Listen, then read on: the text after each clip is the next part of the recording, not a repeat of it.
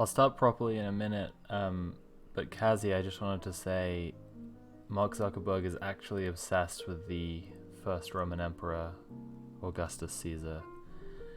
He he believes that Augustus did, some bad things, but to create a good, positive peace that lasted for a long time. And he's talked about this in a bunch of interviews. He actually literally gets his hair cut like that because he wants to be Augustus Caesar.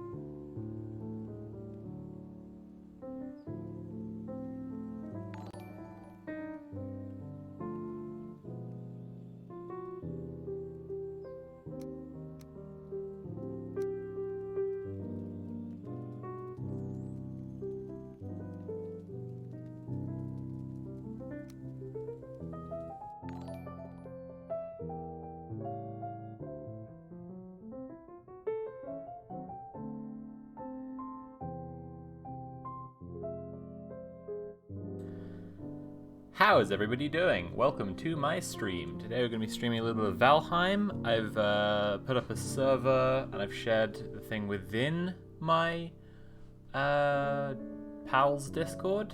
So I might get some pals joining. Who knows? Anything could happen.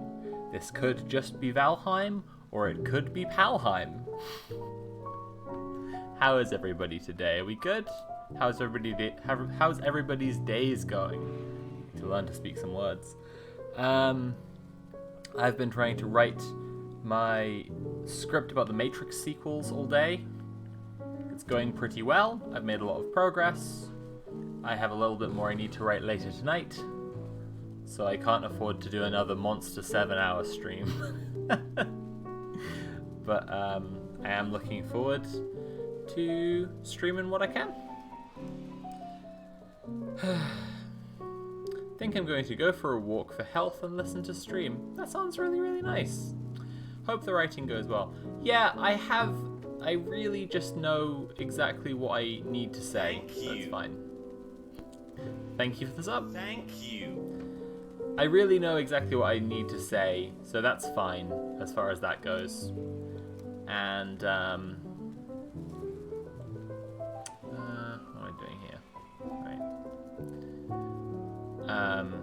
I just need to make sure that I sit down and do it after the stream. That's kind of the hard part, is just making sure that when the stream is over, I actually sit down and go do it. But it should be fine. I'll go do it. I'll go do it. It'll be fine. It'll be fine.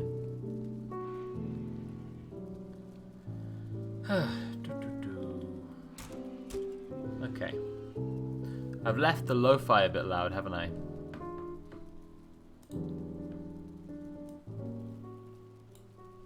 I'm gonna leave the jazz on because I think it's really nice. But I want to make sure it's... Yeah, okay. That looks like it's a good volume. Hopefully it is. You can all let me know. Anyway. Motivation can be hard to find sometimes. I hope productivity finds you easily. I am sure it will. I am sure it will. It's very much my plan after this stream to go do some writing. Oh, that Jess is here. In fact, I'm planning to call with that Jess to do a co-writing call and also just hang out.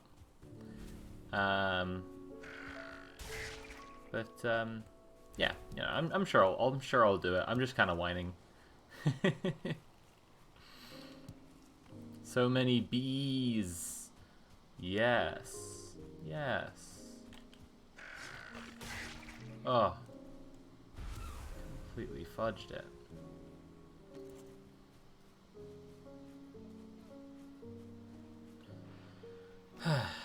I'll be writing my bit video. Hell yeah. I can see now why you so readily accepted the invitation to come on and chat about vampires.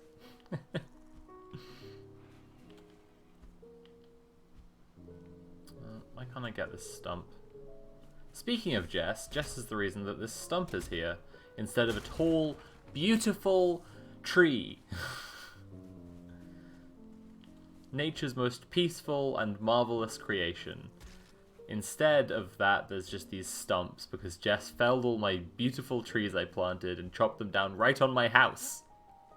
Hey Alyssa, good to have you here. And I can't even chop the tree down. Ugh, okay. That should do it.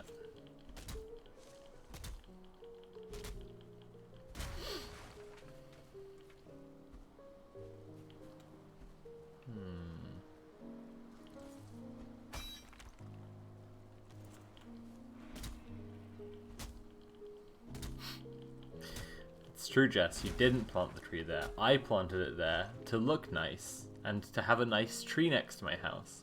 And you destroyed it. Where's my cultivator? I've done a couple of changes since I last streamed, in case people here saw the previous Valheim stream. I have built a chimney So I've built a fire indoors and a chimney. Oh, although my fire's gone out. Oh, I guess because it's raining. So I need to give it some kind of cover. And I've put my charcoal kiln, in fact kilns, I now have 2 of them, over here. Because where they were before, they were frightening my pigs. They kept on upsetting the pigs. So I've moved them. Now things are much better.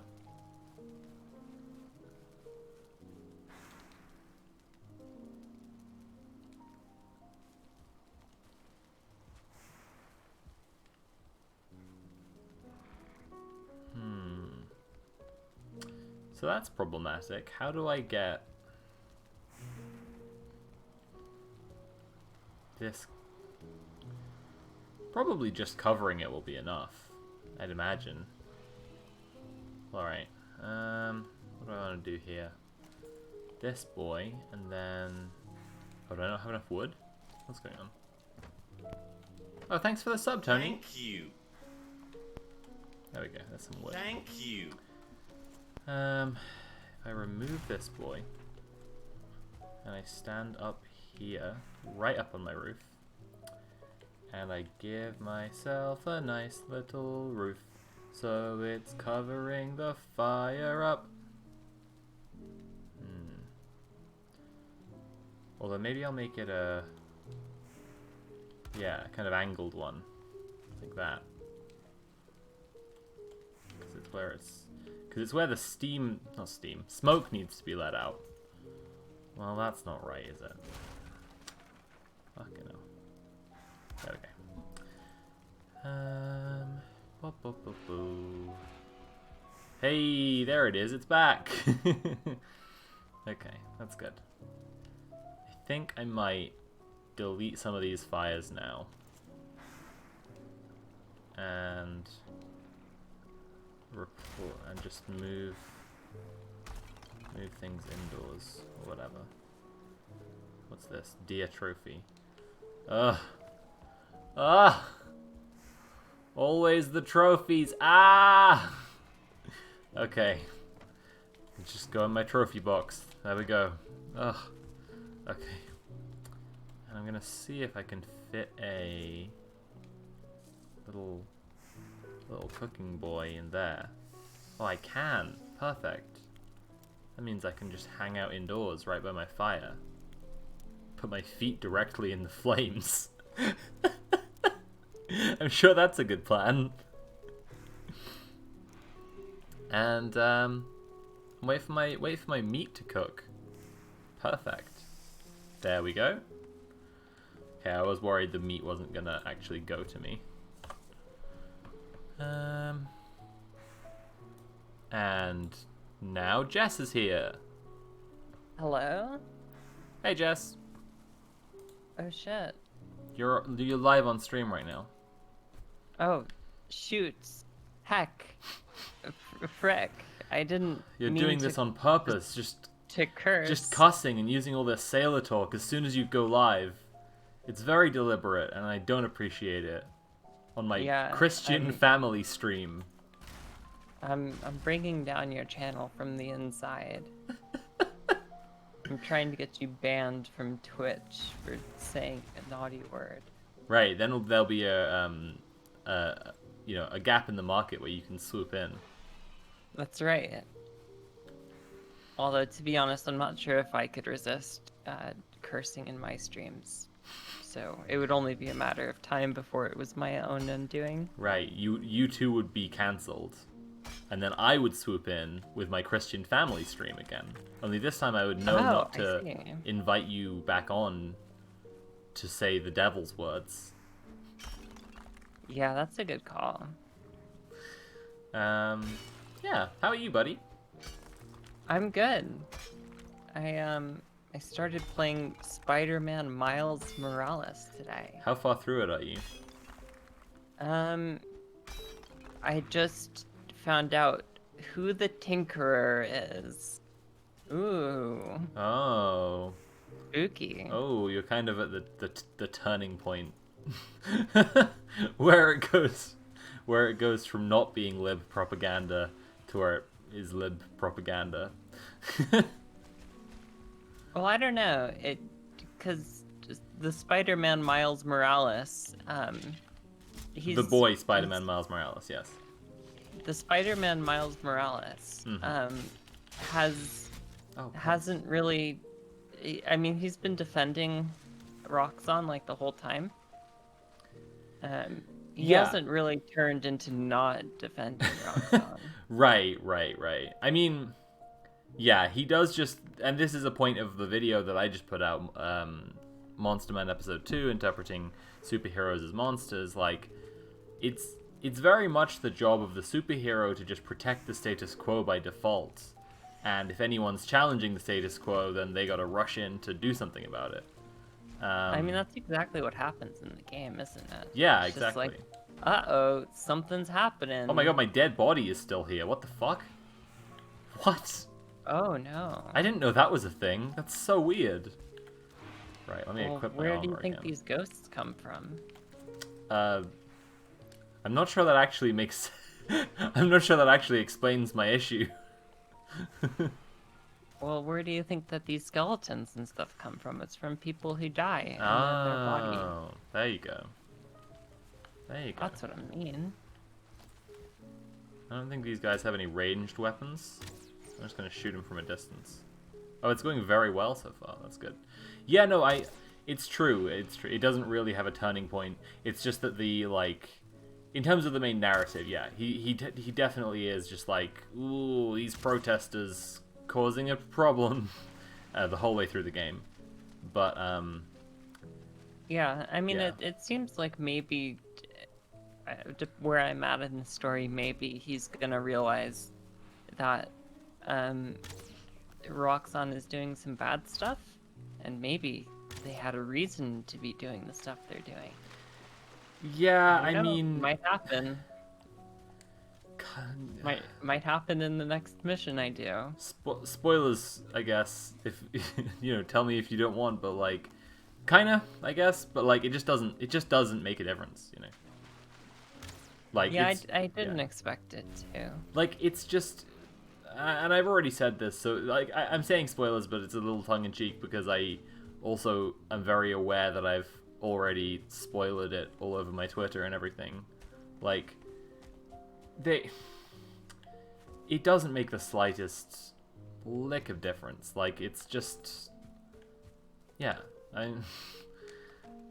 because the shape of the narrative, you know, it's all over the place. It's already about the evil protesters doing their evil deeds, and the you know, problematic corporation, but ultimately it's still part of the status quo, and the status quo needs to be defended. So it's just kind of like, yeah.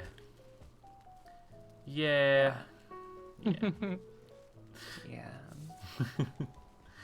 I mean, yeah. there was a really good line from Spider-Man Miles Morales when he says,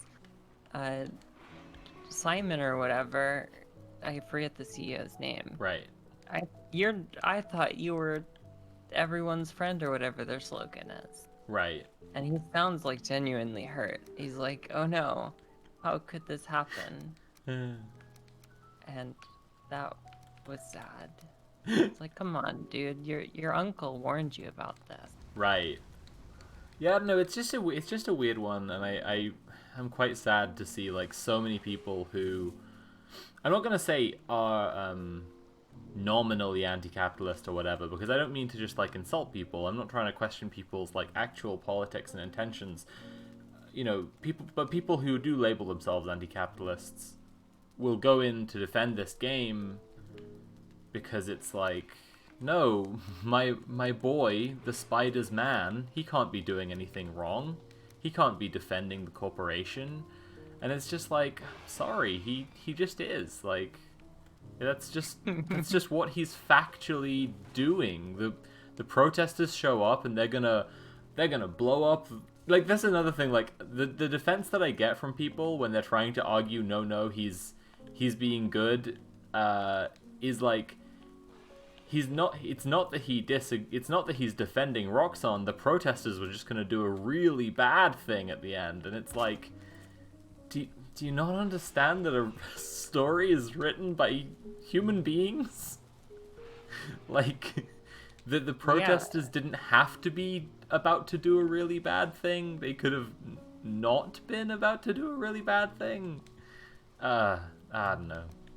Well, the protesters were like, "Ooh, we're gonna explode the subway." Sure, right. Exactly. For some reason, which I haven't figured out yet. Right. Um, Because that's not really what protesters are about in the real world. I saw somebody who replied to me on Twitter called, like, I was like, Miles Morales is a fictional character, and it's a fiction story, and they said, no, it's not. It's an interactive documentary. what? Sorry, what? They said, Holy shit, that's amazing. right. Is that true? That's Is it really an interactive documentary? Did this really happen? huge Oh if my God. true. How did I did I not notice this? And I said to them, yeah, that's right. I switch on the news and see protesters with doomsday weapons and Iron Man suits all the time. Like, it's so realistic.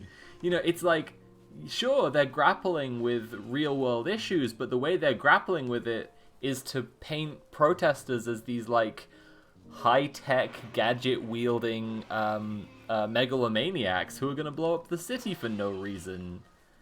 And it's just like, that's not real. That's not real. That's just not that's just nothing. Have you seen the first episode of the Captain Falcon and Soldier of the Winter? No, is it all out already, or is it gonna come out in bits? It's gonna come out in bits. That's what I thought, so I'm gonna wait because, like, I had an okay time watching like 3 episodes of WandaVision in a row. As soon as I was watching like one a week, I was livid. I was just so angry all the time. So, why is that? because it's just nothing, and everyone was saying that it's like so like Lynchian and clever and so much, and it's so well put together, and look, they're imitating the styles of those sitcoms and all this shit. And I was just like, no, they're not. They're doing a rough sketch parody of those styles, and also those sitcoms are historically popular because they were fucking actually funny and had jokes in them. Stuff happened. Anyway. So to watch like one episode at a time, I found Marvel television very frustrating. So I'm gonna wait until Falcon Right. and the Falcon and Mr. Winterman are all wrapped up until Captain Falcon and Frosty the Snowboy. That might be a good call, because my impression from watching the first episode of Mr. Freeze and the Captain Avian is Mr. Freeze and Robin from Batman.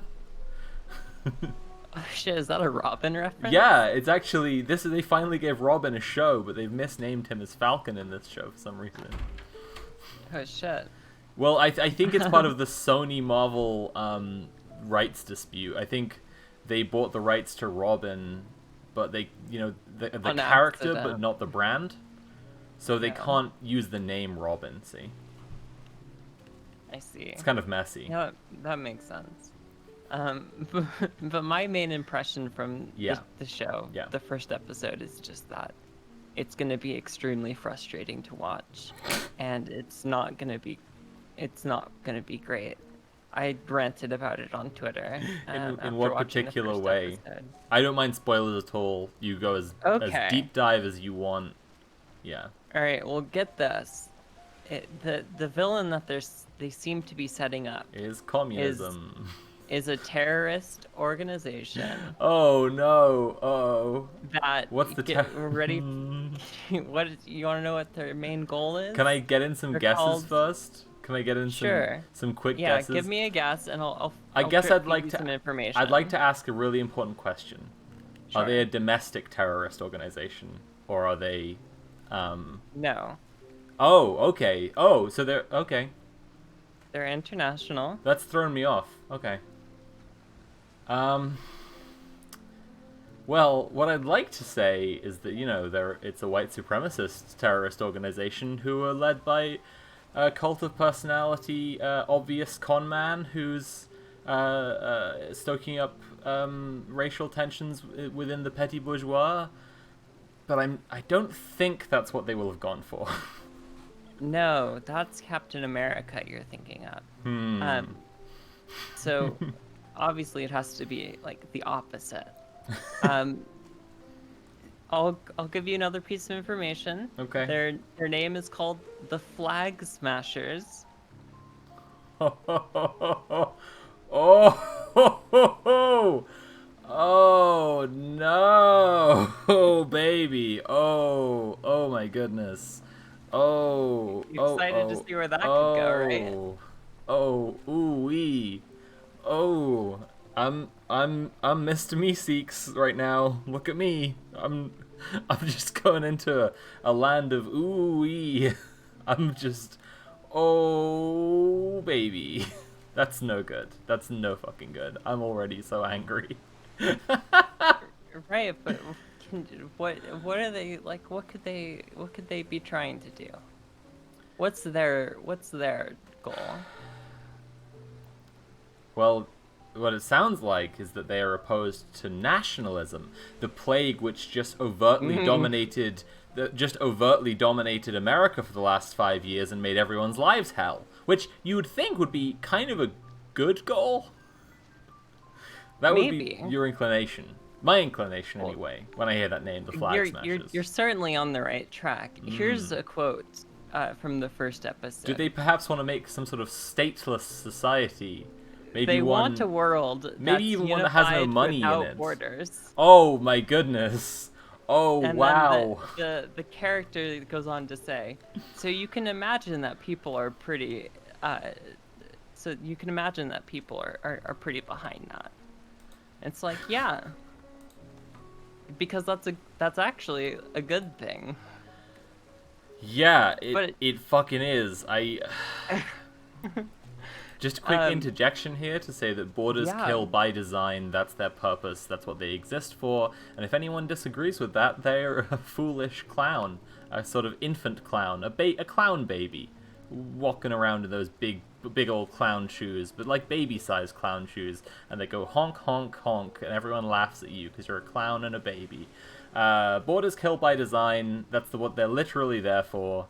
To create a life-threatening barrier between the citizens of one country and the citizens of another, and they are inherently violent on purpose. Fuck borders. People should support the Flag Smashers. Oh, until it turns out that the Flag Smashers are doing a bad thing that the writers decided they were doing for no reason, and the people who want those things in the real world aren't doing because they're not Marvel comic book cartoon villains. Okay, that was my interjection. It gets worse. Carry on. You can go. It gets worse.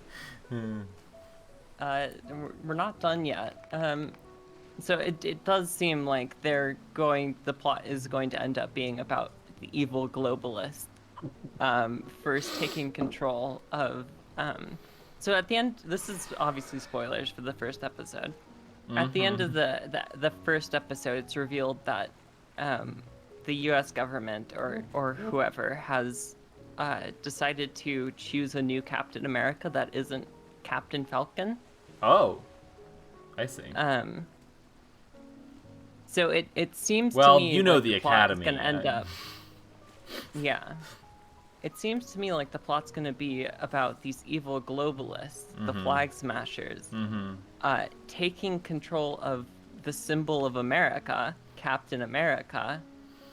And then our protagonists, Winter Boy and Captain Falcon, bringing back American values and fighting off the globalists trying to take over America and remove what it means to be American. That's just about messy enough to be exactly what I think they're gonna do.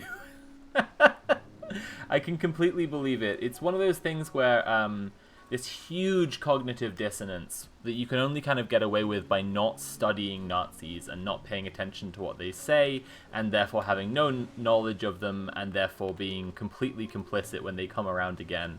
because you don't know what to look out for and what to stop. Nazis love the idea of globalism, cultural Bolshevism, coming to destroy everyone's nationalist values and their normal ways of life by creating a new world order. This is their, like, super common thing. And, like, funny you should say that. Would you like to know the title of the first episode? is it New World Order? It is New World Order. Oh my god! The title of the first episode of the show. I'm not making Is this episode up. 2 called fucking Loose Change? Like, holy shit, I have no idea, Is rocking my world, honestly. I couldn't wait to get to the episode title because it fucking sent me when I saw it. Yeah, that's pretty fucking wild. Yeah, what I'm saying is there's this cognitive dissonance where, like, if you're a liberal and you're trying to make stories about in this turbulent time with fucking actual black shirts marching in the streets, and huge tide of fucking eco-fascism that shitholes like Vice aren't even reporting on yet. So most people don't even know about the eco-fascists. That's a treat that a lot of people are going to get into in a little while. They're going to have a great time. You all got so much to look forward to. Sometimes I feel like a very frustrated time traveler because of the things that people just aren't paying attention to that's going on right now. Anyway, sorry, that was a tangent.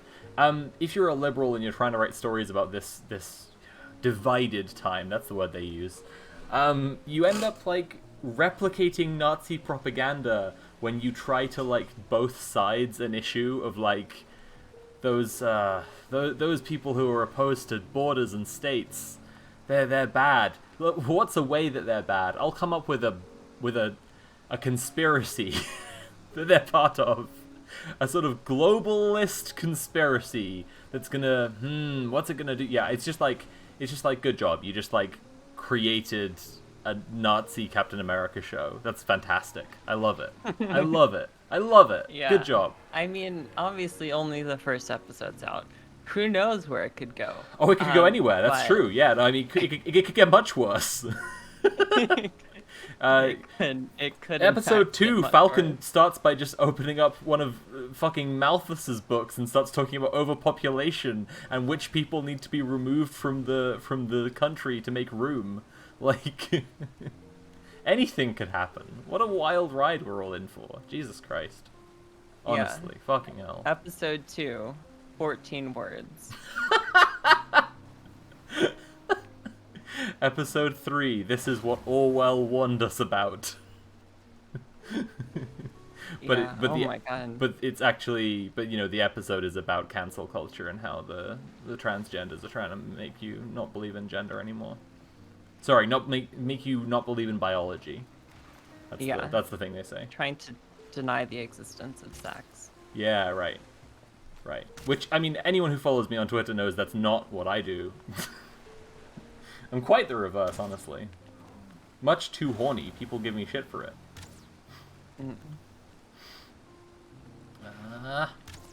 I'm trying to shoot this serpent on my own right now. I don't know if this is going to be an extremely foolish endeavor.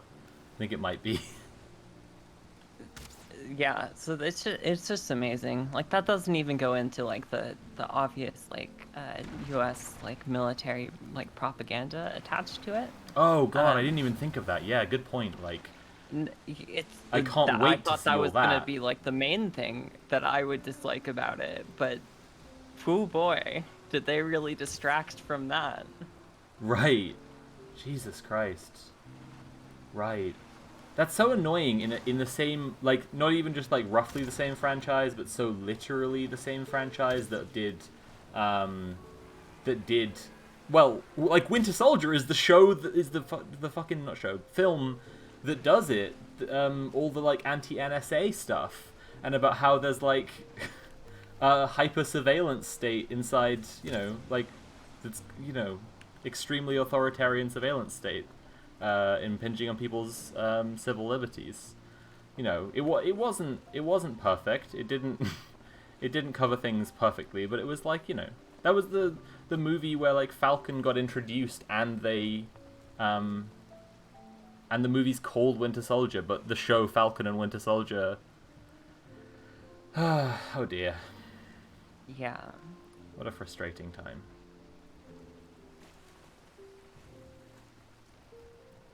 Yeah. Hmm. Episode 4, Bucky delivers a glowing book report on the Turner Diaries to the UN to Oh, rapturous Jesus applause. Christ. No, episode 4 is going to be like the climax, and it's going to be called The Day of the Rope.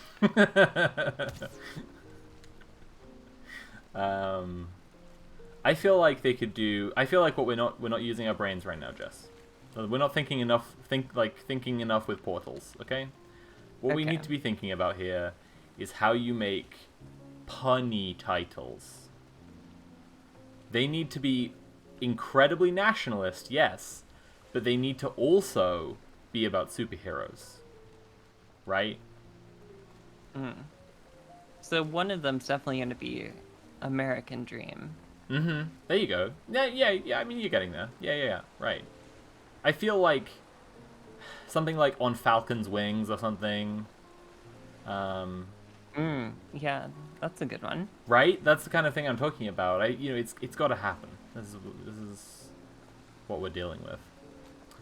I take it the new show is shit. I haven't seen any of it. I haven't seen any of it either. Jess was just describing the first episode and the basic setup, and it's pretty wild. Yeah.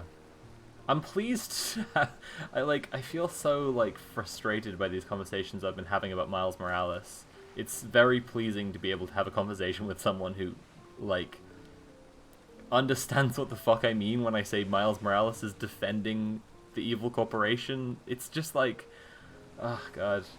There's just something very strange where like I guess if someone is willing to just flatly deny something very obvious, you're like, damn, did I just get it wrong? People end up like accusing people of gaslighting out of this, but like that's not what I'm trying to say. I think it would be accurate in these kind of cases to say things like I feel gaslit, like when I'm trying to say that, I don't know, the elves in The Witcher aren't Nazis, and to hate the elves and to say you're elf racist is actually bad.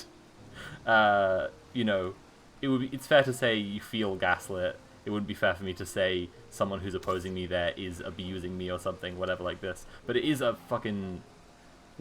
weird sigh of relief to then talk to someone who's like, yeah, of course Miles is defending Roxxon. It's just such a weird bunch of arguments to get into. Yeah. People are just like, no, he's not. He's not defending Roxxon. The protesters were just really evil. Like, what? Are you kidding me? Yeah, I mean, I don't have time to get into it because I need to go get my vaccination. Mm. But it is very literal that he just shows up. The protesters or whatever, the underground or whatever they're called, they say, Right. Spider-Man, this has nothing to do with you. Go home. And then he's just like, I will not interrogate this at all. Yeah, he's just like, yeah, that I do remember that bit actually. Yeah, they were kind of just like, yeah, they were like, don't deliberately choose to be our enemy right now, you know? They're not. I don't know. I don't know. Congrats on getting the vax. I don't know when I will get one. It's not a thing that's like on my horizon even. I have no idea. Plus we have Britkov, the special British COVID. It's like regular COVID but more racist. Yeah, it's nice. Yeah. So I'll probably get the vaccine for regular COVID just in time for Britkov to be causing another like international lockdown. That'll be cool. Fun. Yeah. Yeah. I'll probably get it around about the start of year 3 of the lockdown, yeah. Can't wait to get my vaccine in 2.5 years. I get all your human contact in now after this vaccine, because football hooligan COVID is coming for you. Exciting. Yeah. Yeah.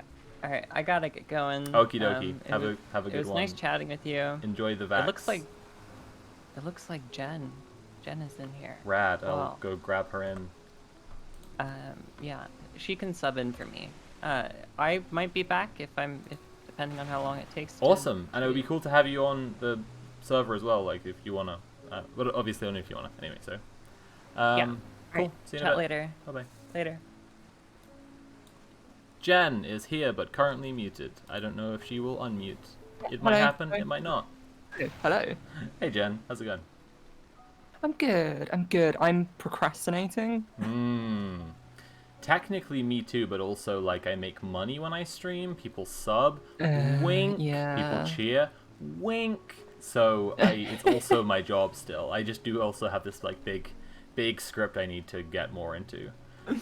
Yeah, I've got like one slide to write, and I was just like staring at it and thinking. What's the presentation about? Natalie's out of the room. You can tell us. It won't be. You won't spoil it for anyone. Okay. It is about Alan Smithy. Oh, who's that?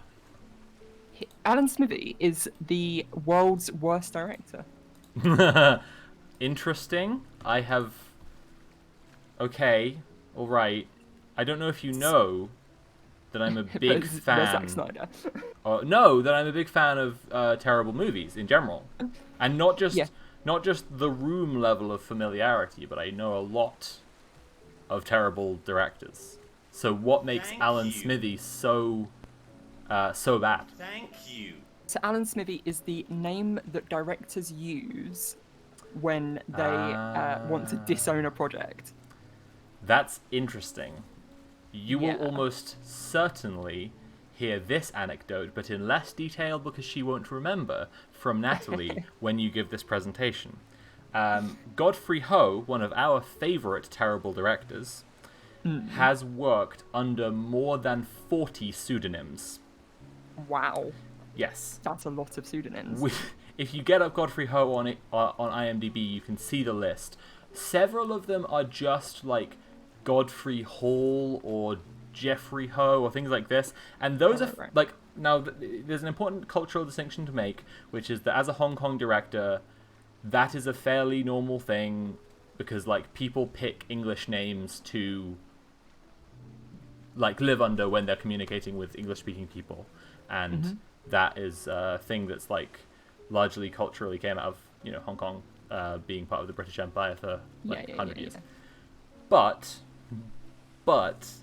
the other 36 of them or whatever are just random shit, and it is it's complicated. It's not just that he wanted to disown his work. He worked like.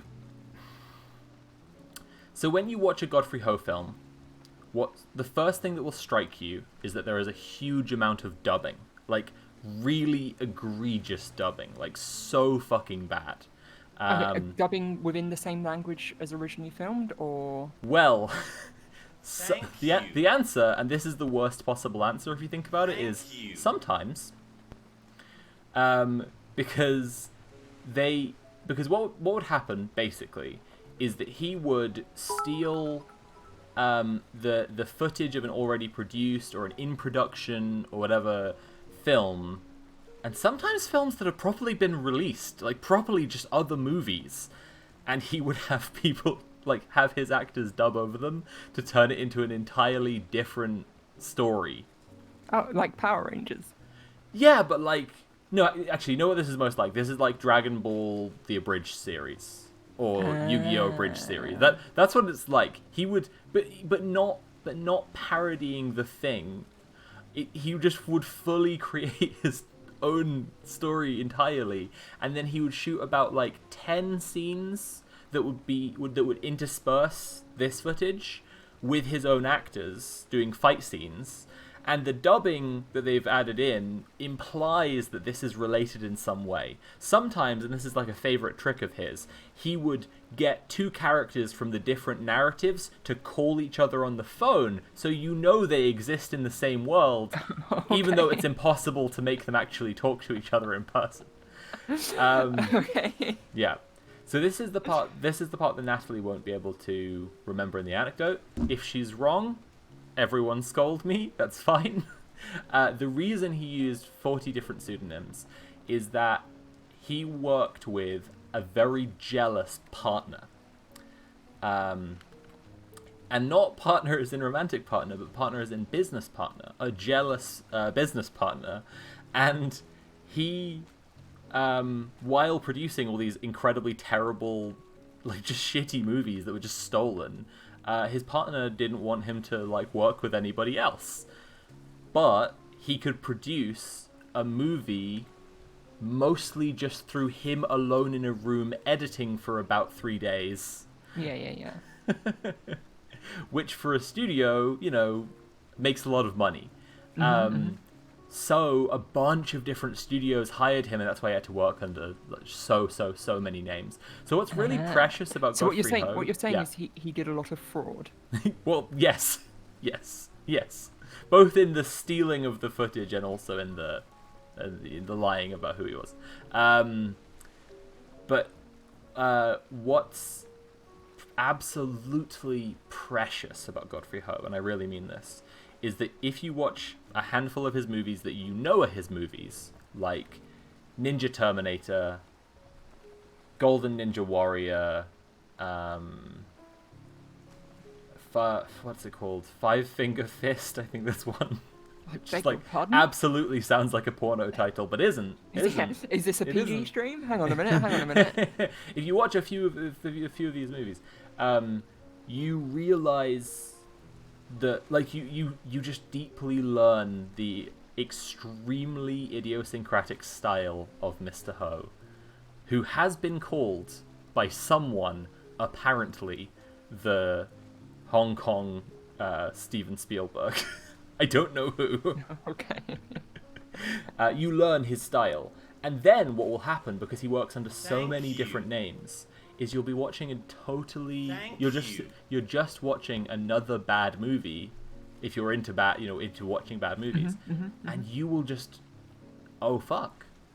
This is a Godfrey Ho film. It will just occur to you. You'll just be like, no. I know who made this.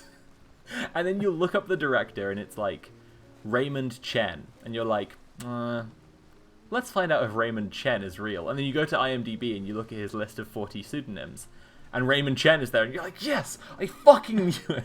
I knew it was a Godfrey Ho film. It's so pleasing. You feel smart. You feel clever. It's really magical. It's a magical moment for all the family to enjoy. Yeah, it's great. Well, this Alan Smithy pseudonym is no longer really used very much. Yeah. Since basically, I think it was 2001. I need to check that before tomorrow. There was a film called an Alan Smithy film. Oh god, I've got it on Wikipedia tab here somewhere. An Alan Smithy film, Burn Hollywood Burn. Oh my goodness. And it's a mockumentary about basically a guy called Alan Smithy who wants to disown his film, but because the Directors Guild of America says you can only use the name Alan Smithy to disown your film, he wasn't able to disown his film because his name was already Alan Smithy. Right. It's very sort of okay. It's a little bit wanky, if I'm being not wanky in the way of like it's very Hollywood made for Hollywood. Okay. It feels like a lot of the jokes are very funny if you are a movie exec working in 1999. Right. That's so. I felt that way very strongly about like La La Land. That it's like, look, the magic of Hollywood, and it's like, oh, I don't care. Yeah. I just don't and care. it's not very funny. I watched the entire movie, which is the first for preparation for this YouTube channel. That watching a movie on my account, I normally just skim a Wikipedia page and wing it. If I'm honest with you. Nice. So I watched this film, and what a regret. Yeah, that'll happen. Yeah.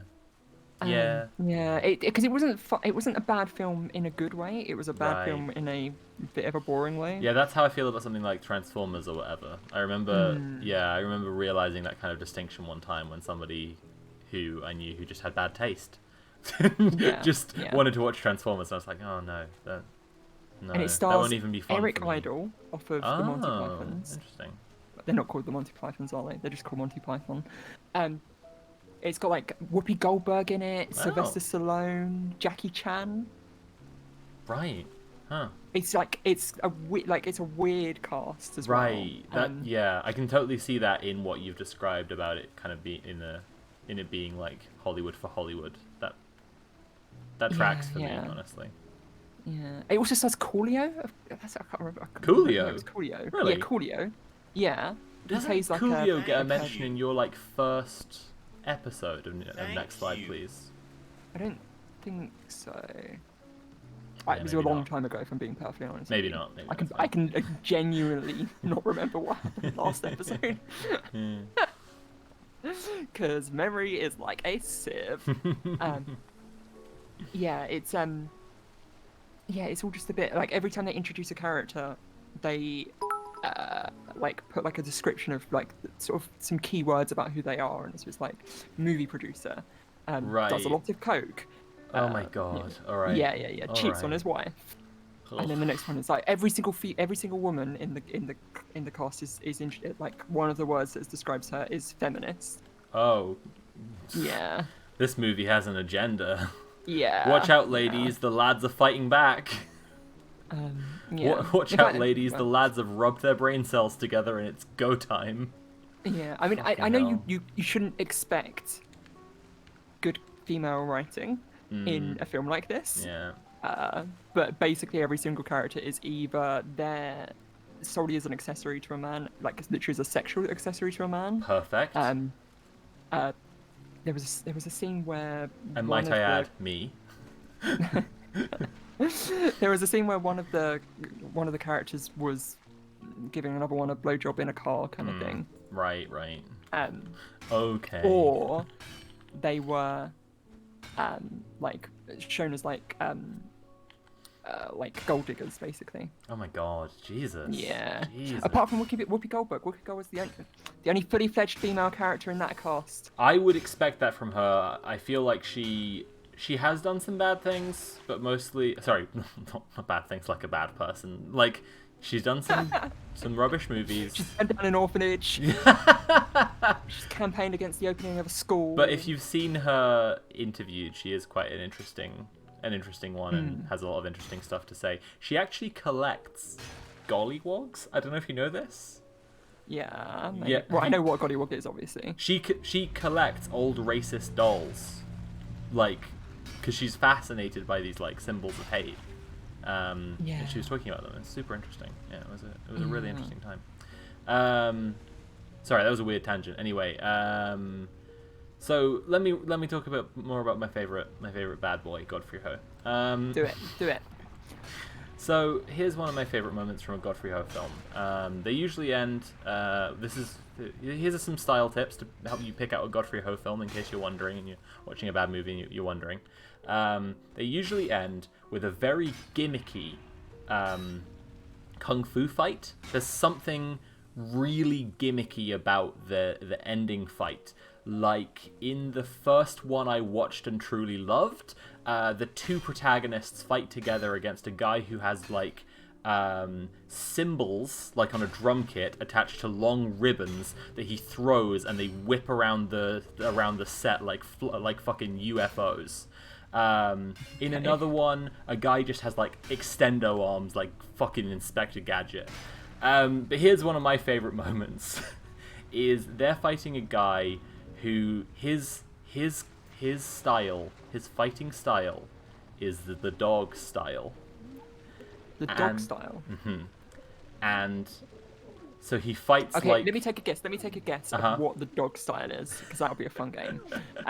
Okay, so it's going to be on all fours, right?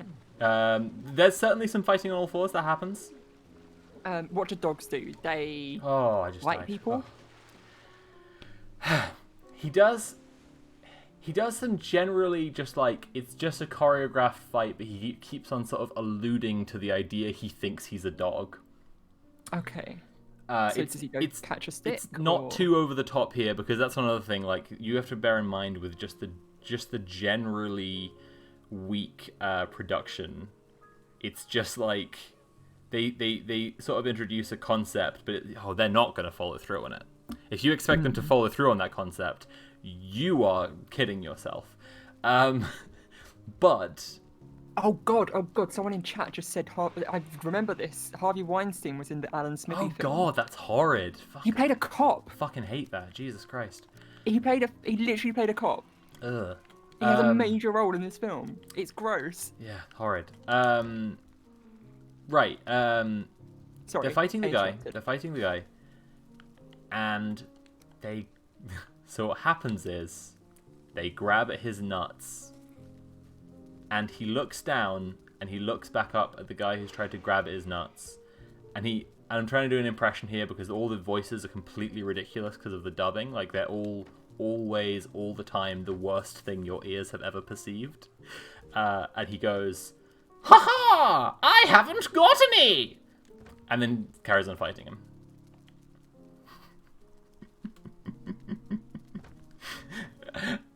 It's a And good that's the thing to be moment. confident. And that's the moment. Like...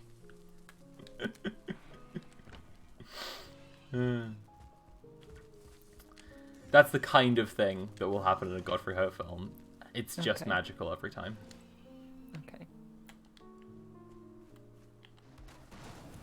Actually, in that one with the flying symbols on ribbons, I remember they end up beating him by they charge their chi off each other because there's two protagonists in that one, and the way they charge their chi off one another is by sticking their fingers in their belly buttons. Ugh. Like sticking one guy sticking his finger in the other guy's belly button, and they both pull a funny face. And Okay. but like the face the face that one of them keeps pulling is really just like, in the context of him jamming his finger in his belly button, really looks like him going, "Dude, seriously?" It really looks like him going, "Man, what the fuck?" Like, he's just really annoyed. Do you reckon he was prepped before the take? Yeah, like no one told him, and he just does it. He's like, "What?" This wasn't in rehearsals. Yeah. But they one of them charges his chi off the other one so that they can have enough chi to beat the baddie, and he just punches him really hard, and he flies like 20 feet up into the air, and he's dead as hell. Like, yeah, he got hit really hard. But the other one, who had his chi drained off, fucking pulls out a sled. I don't know from where. It's not been established. If you're expecting Okay. things to be established in this movie, fool's errand. Don't. And then the baddie, when he falls down, he falls into the sled and is dead. He's just right. And then it just appears in block caps, "The End," over it, and the credits play. My friend and I It's would, always like... hard to end something. It's always hard to end something. You never know how to do that. No, let's be fair. Yeah, let's go easy on them. No, but my friend and I were like 14 years old when we saw this ending. We were just crying, laughing, and we couldn't stop for like 2 minutes of solid laughter. And her dad had to come downstairs and check on us, actually. We were just like, we sounded like we were dying. Yeah, that was a good time. Oh, it scares me when people laugh so hard that it sounds like they're dying. Occasionally my flatmate does that, and I just hear like these noises in the other Yeah. room, and I'm like, I have to go out and check that she's not dead. Right. Yeah, anyway, that's Godfrey Ho. Everyone watch out for him. He's the best. He's simply the best man. You have to watch out for that boy, because he's always doing something. And he's got so many movies. It's actually hard to calculate how many movies he has, partly because of all the pseudonyms, and partly like he is now honest about it. He's still alive, by the way, and teaches film. That's a good sign. And he, but he's honest about it, but he doesn't remember, because this was the 80s. Oh, so he was... Hey! And he was producing like 20 films a year for like 10 years, so how the fuck would you remember? Like, honestly. Yeah. Yeah. Mood. Yeah. He's got one really good film called Undefeatable. And I say really good compared to all his other films. Yeah. Actually, do you know the Important Videos playlist? Yes. Yeah, classic meme playlist of our generation. Mm-hmm. There is a video in that where a guy is in a kung fu fight, and then he pulls out a tiny gun from his sleeve, and fires a tiny little rocket into the bad guy, and then the bad guy explodes, and then it says, Mark turned himself over to the authorities and spent the rest of his life in prison. And that's the end.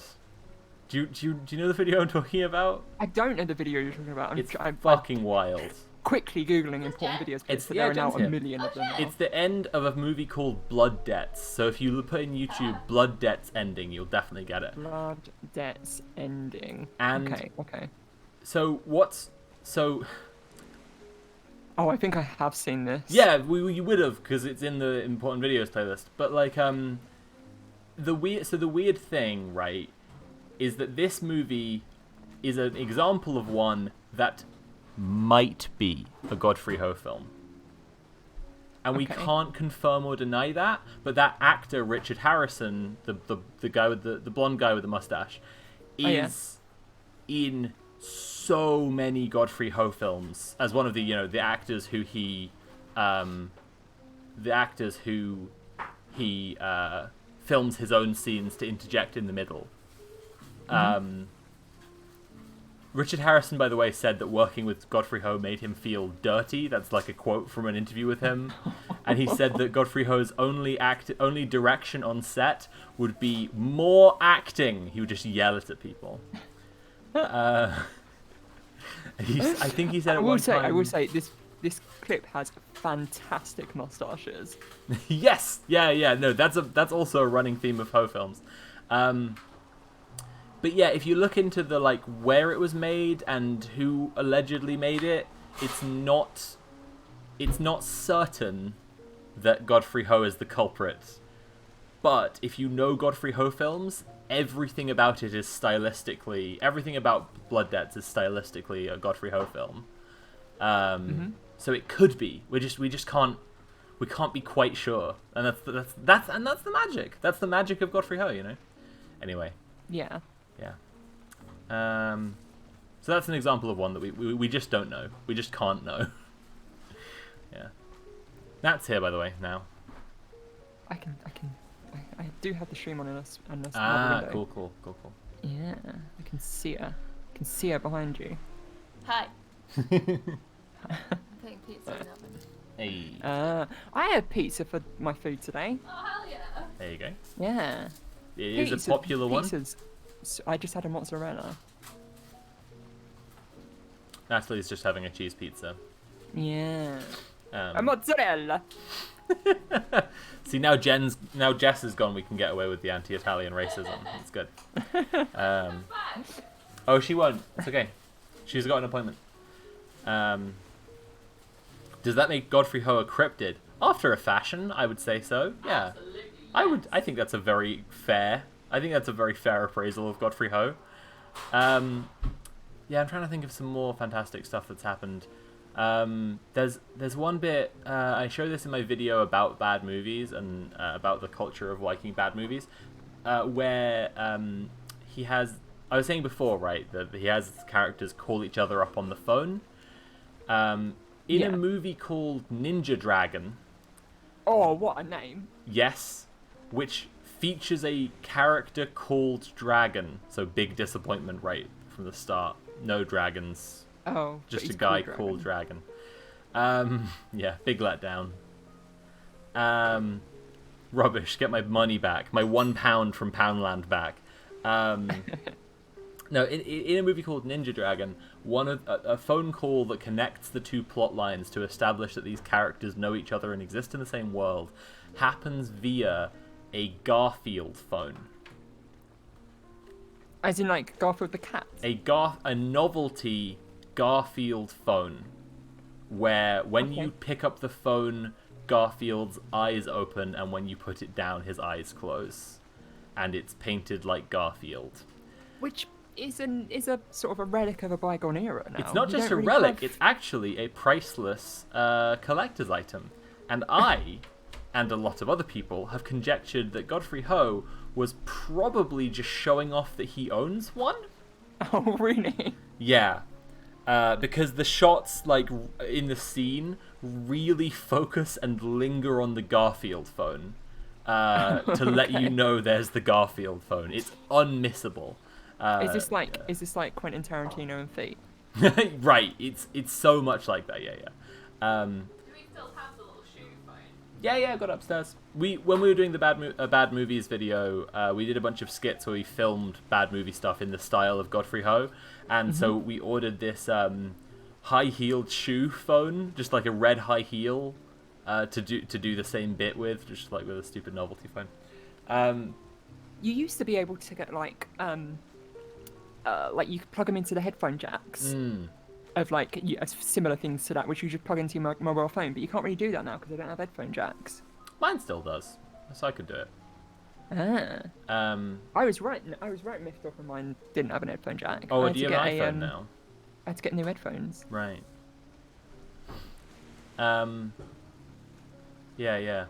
Speaking of Ninja Dragon, I've just remembered that Godfrey Ho steals like soundtracks from like really famous films, like films you cannot get away with stealing from, Oh, really? but he just does it anyway. So for example, I mean, this is like he couldn't get away with it when it was released. Like he was stealing from something that had only just come out like the last year or that same year. He was stealing from Flash Gordon, which, you know, Okay. I know now isn't like the most famous film, but like at the time, like ridiculous. And actually his studio company, like, you know the sting that plays at the start of movies with a little and shows the studio logo. His one is a 3-second clip of the main theme from Star Wars. Oh, really? Yeah. It's like an oddly clipped bit, so it's harder to spot, but also it's Star Wars. Of course, everyone immediately spots it. So it's like a bit where it goes like dun dun dun dun or something like that, where it's not like the main thing, you know, but like you hear it and you're just like, hang on, that's fucking Star Wars. What the fuck are you doing? Like, and then you go check and yeah, that was Star Wars. What the fuck is he doing? Like, it's wild. I mean, it's clear this man has an eye for quality and knows it when he sees it. Yeah, it's good stuff. And it's very expensive to get an orchestra. Yeah. No, I mean, of course. And he was making all these movies by just editing someone else's movie in a dark, hot room on his own. So, you know, I think that was actually something else that was touched on in the interviews with the actors, was that when he would get them in to do dubbing, to dub over their scenes, and to dub over other people's scenes, of course, they would just be coming into the same room where he was doing all his editing, just like in this dark, cramped, hot room with this guy who didn't actually speak fluent English and mostly just said more acting. And they were just absolute nightmare conditions. Just the worst. Listen, a paycheck's a paycheck. I ain't Yeah. judging no one for doing a bad film. Yeah. No, I mean, I don't judge actors for it at all. That's why I think so much focus in bad movies is on directors, because it's like, you know, this is where the magic's really happening. Speaking of, we've actually met Tommy Wiseau. Yeah. Alright. Yeah. He was When did you meet premiering. him? Well, it was at a premiere of his. He did a film called Best Friends. But you need to picture this. The R is in parentheses. So, Alright, Toys R Us. So it. Well, so it reads Best Friends, but if the R is optional, it might read Best Fiends. Oh, it's deep. It's Right. deep. Yeah. Right. And it's him and Greg Sestero, who plays Mark in the room, playing fictionalized versions of themselves, That always goes well. and they made the movie the same year that James Franco and Seth Rogen made that movie based on the book, The Disaster Artist. Well, you gotta capitalise on the hype, right? Right, well, no, I mean, absolutely. But, like, they couldn't literally play themselves because that movie was already being made and they'd sold the rights. So they made a movie where they play fictionalized versions of themselves under different names. With the same events. Well, some of the same events. It's complicated. Oh, okay. like instead of being a weird, mysterious Eastern European guy who no one quite knows how old he is, who wants to be an actor, Tommy Wiseau is a funeral director, and he claims a vampire. Although this doesn't come into the movie, it has no supernatural elements. And instead of a down on his luck model / actor who really wants to be an actor rather than do modeling, Greg Sestero plays a homeless guy. So, you know, in some ways, they're exaggerating the people that they already were. Because Tommy Wiseau already, in real life, believed he was a vampire. It's a real thing that they say in the book. But yeah, there's a bunch of stuff like in the movie. So in the making of The Room, I know that Tommy Wiseau had weird tension with Greg Sestero's girlfriend, who did not want him to be in this obviously terrible movie that was going to be incredibly bad. Mm-hmm. And Tommy Wiseau is probably gay for Greg Sestero, but doesn't admit it. So a lot of tension there, but like in the account in the book, and you know, in reality, like it largely was just like it was a bit tense, and then she was out of the picture. Like she was just like, I'm not putting up with this, and left, which is valid. Queen, go for it. Like if you have to deal with Tommy Wiseau, like no, get out of there. Yeah, in the movie, it's kind of a much bigger thing about the loyal, like the, you know, like the friendship of these two best friends versus the Greg Sestero's character's girlfriend or whatever. Yeah, I don't know. It's a weird movie. I've not actually seen The Room. Really? No, I'm aware of it culturally and right. sort of through osmosis. I know the scene with the roof. Yeah. Well, a lot of scenes happen on the roof, I gotta be honest. That might be why I know the scene from the roof. A lot of scenes happen on the roof. Sadly, they keep using that roof. Just, they can't get enough of that roof set, because it was the one set. It was one of the, like, few sets they'd made, so they just, yeah. The book about the making of it is fascinating. Speaking of like cultural artifacts, and like so learning about how they made it, super interesting. And there's some stuff that like just then doesn't really translate into watching a movie about the making of it. So like for example, Tommy Wiseau, mysteriously rich, and no one knows why. Some people have there's a fairly popular theory that I quite like, which is that he's like the son of someone who is like ashamed. And like he's the son of, I don't know, like an oil baron or some kind of like mafia guy or something like this, where there's a lot of money, but it's not someone who's famous, but there's a lot of money there. And so he has the inherited wealth, but he like has to can't be around the family, basically. People are saying that the theory is he's DB Cooper. Oh yeah, that's one of my favorites too. Yeah, good theory. Yep, powerful stuff. You know, grows his hair out like that to deliberately change his look. Because that's another thing as well. People just really don't know how old he is. Because he's a very weird looking guy. Yeah, maybe that's goals though, isn't it? Just develop such a unique look. No one can ever know anything about you. Yeah. And he's done some kind of voice training, so that's, you know. Yeah. Are you suggesting he might be trans? I don't know. I was just investigating him through a trans lens for a minute. I'm not. Okay.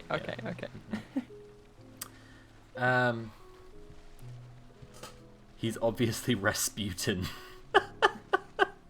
Yeah. What if he won the lottery? I can imagine someone who wouldn't necessarily be in a position to have lots of money winning the lottery and doing that sort of thing would be quote unquote realistic. Yeah, no, I mean, yeah, for sure. It's kind of one of those things, right? It's like, yeah, like people sort of blowing their lottery money on like vanity stuff. Yeah. Sometimes I dream about winning the lottery. Yeah, I mean, if like fair, like, you know, it's like it sucks being poor, and like it's good being I mean, rich. So you know, The one thing like, stopping me from winning the lottery, do you- other than the fact it's mathematically very, very unlikely, is that I just don't play it. yeah, honestly, I think I'm in the same exact situation where I will sometimes think about winning the lottery because my mum would get it every week, Same. but I don't do it. Maybe I'll start doing it at some point. Yeah, I mean, because the money my goes towards sister, good my stuff, sister it's only like recently a quid or whatever. So. announced that she was pregnant, and Oh. when she was like, she texted me before she was going to tell me. I was like, "Oh, are you free to have a chat?" Right. Like in like the next hour or so. But didn't say anything. Like, do you know when someone says, "Oh, can we have a chat?" and you're really nervous about it because it's Right. either going to be good news or it's going to be bad news. Yeah, absolutely. And I spent the hour that I was waiting. I was in a meeting at work, and I was not concentrating on the meeting at all because all I was concentrating on was this text saying, Of course. Are you free for a chat?" Oh no. But I knew it was going to be good news because she put a smiley face on it. Okay. And I was like, there was part of me where it was like, okay, if she's won the lottery, it's good news because get a bit of money for that, won't I? If she's pregnant, which was what it ended up being, it's like, it's good news because she's pregnant and, you know, wonderful, great, blah, blah, blah, blah, blah, boring. But also I'm going to have to spend money on this child. Yeah, true. So in many ways, I'd have preferred her to win the lottery than get pregnant. Yeah, I mean, the baby in one way is a bit of the opposite, isn't it? You know, Yeah, I'm gonna have to, money like- for Jen or money from Jen. They're kind of a Yeah. binary system. If you think And the thing about is, I've got to be the gay aunt, right? Who, Right. Like comes in, who doesn't have kids herself, so buys the the Death Star or something, the Lego Death Star or something. I got my niece and nephew the big camel, the Star Wars, what's it called? Oh, the AT-AT. There you go. And it was great, and they loved it. Yeah. So I've got to be the I'm cool doing aunt literally that does exactly that, right? that. Yeah. I've been writing a list of things that I'm going to get this child. Yeah. Multiple drum kits over the course of its life, I think. Uh-huh. One of those noisy farm animal, select the animal that makes the moo noise Right. toys. Nice. What other noisy things could I get? A rattle. Yeah. I feel like the drum kit is a classic, but I Yeah. think the noise that is made by a trumpet played by a child who does not yet play the trumpet well is much more Yeah. torturous noise. Yeah, but I feel like you can buy a drum kit without committing to buying the child drum lessons, but you can't buy a trumpet without committing to buying them That's true. trumpet lessons. No, that's true. Yeah. And the kid 'Cause, will like, you can just- and the kid anyone will can drum want to them, right? hit the drums hard whenever they feel frustrated, but they won't Yeah. necessarily want to blow the trumpet when Yeah. for any reason. I've since learned, since making this joke to family members, that I'm going to buy my sister's child a drum kit, that my mum did exactly that to both of her sisters. Oh my god. So it turns out the apple does not fall far from That's the tree. the devious gene. Wow. Yeah. Megaphone. Oh goodness, a megaphone. Goodness, yeah. Yeah, that's a pretty good one. All right. Yeah, I got them. I was watching a YouTube video of someone who his kid has got these they're like these toys where it's like an ambulance and a police car and a dumpster truck, and you press the front of it and it makes like it sings like a little song about the profession of the car. Right. And goes, "This is a fire truck." That sort of thing. It's Right, like a right. little thing for, I like, save people's 1-year-old, 2-year-old. lives. I'm a fascist. Right. Yeah, right. And he found out that other countries with different languages have the same like model but different insides. So he bought a French one and put the French one inside the English one. So he like unscrewed them and swapped them over, Huh. but didn't tell his wife. Okay. So the wife was just watching the child play with like the child's favorite toys. That's such a And all of a convoluted sudden- prank. what has been for the last 3 months an English-speaking ambulance is now a French-speaking ambulance. That's good. Uh, Hey, what a tangent. Is What the was child all that? learning French What was his now? name? Tommy Wiseau. Yeah. No, I was gonna say I got my niece and nephew the AT-AT. I'm kind of like, I think I'm on a winning streak here. I might just stick with it. I'm just a little bit like, a little Lego set for a birthday, big Lego set, joint present for Christmas. Can't go wrong, right? You can't go wrong because it's also not massively gendered as well, right? Exactly. Like, they both like Star Wars. Our family always has. It's a running thing. So it's a present for my brother at the same time, really, because he's gonna do a lot of the work of putting it together, Yeah. and he's gonna love it. Yeah, just can't go wrong. Don't know. It is fun to build one of those big Lego sets. I once, Right. a few years ago, bought the Millennium Falcon. Sorry, the Nice. Millennial Falcon. See, I was nice. I was gonna get the Millennium Falcon, and then I pictured Rudy, 3 years old, picking up the Millennium Falcon and trying to make it fly. And I was like, maybe a ground-based toy is a better idea for this infant. But that was fun. It took me about like 7-8 hours to build, and it was just a nice, relaxing.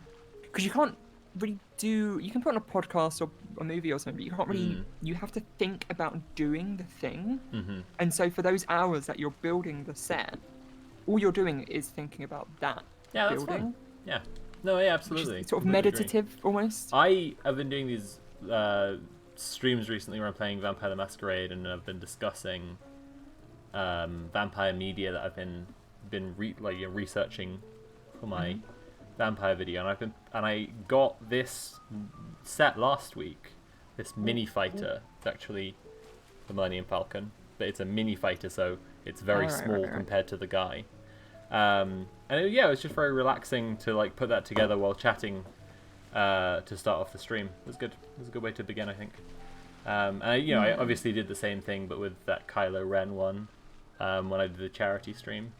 Oh yeah, I remember that. Yeah. Yeah. So now I've got a couple of those. I'm watching out for one because like the shop stocks like one of those sets at a time. So I'm like, when there's a new one, I'll start off another stream with another one.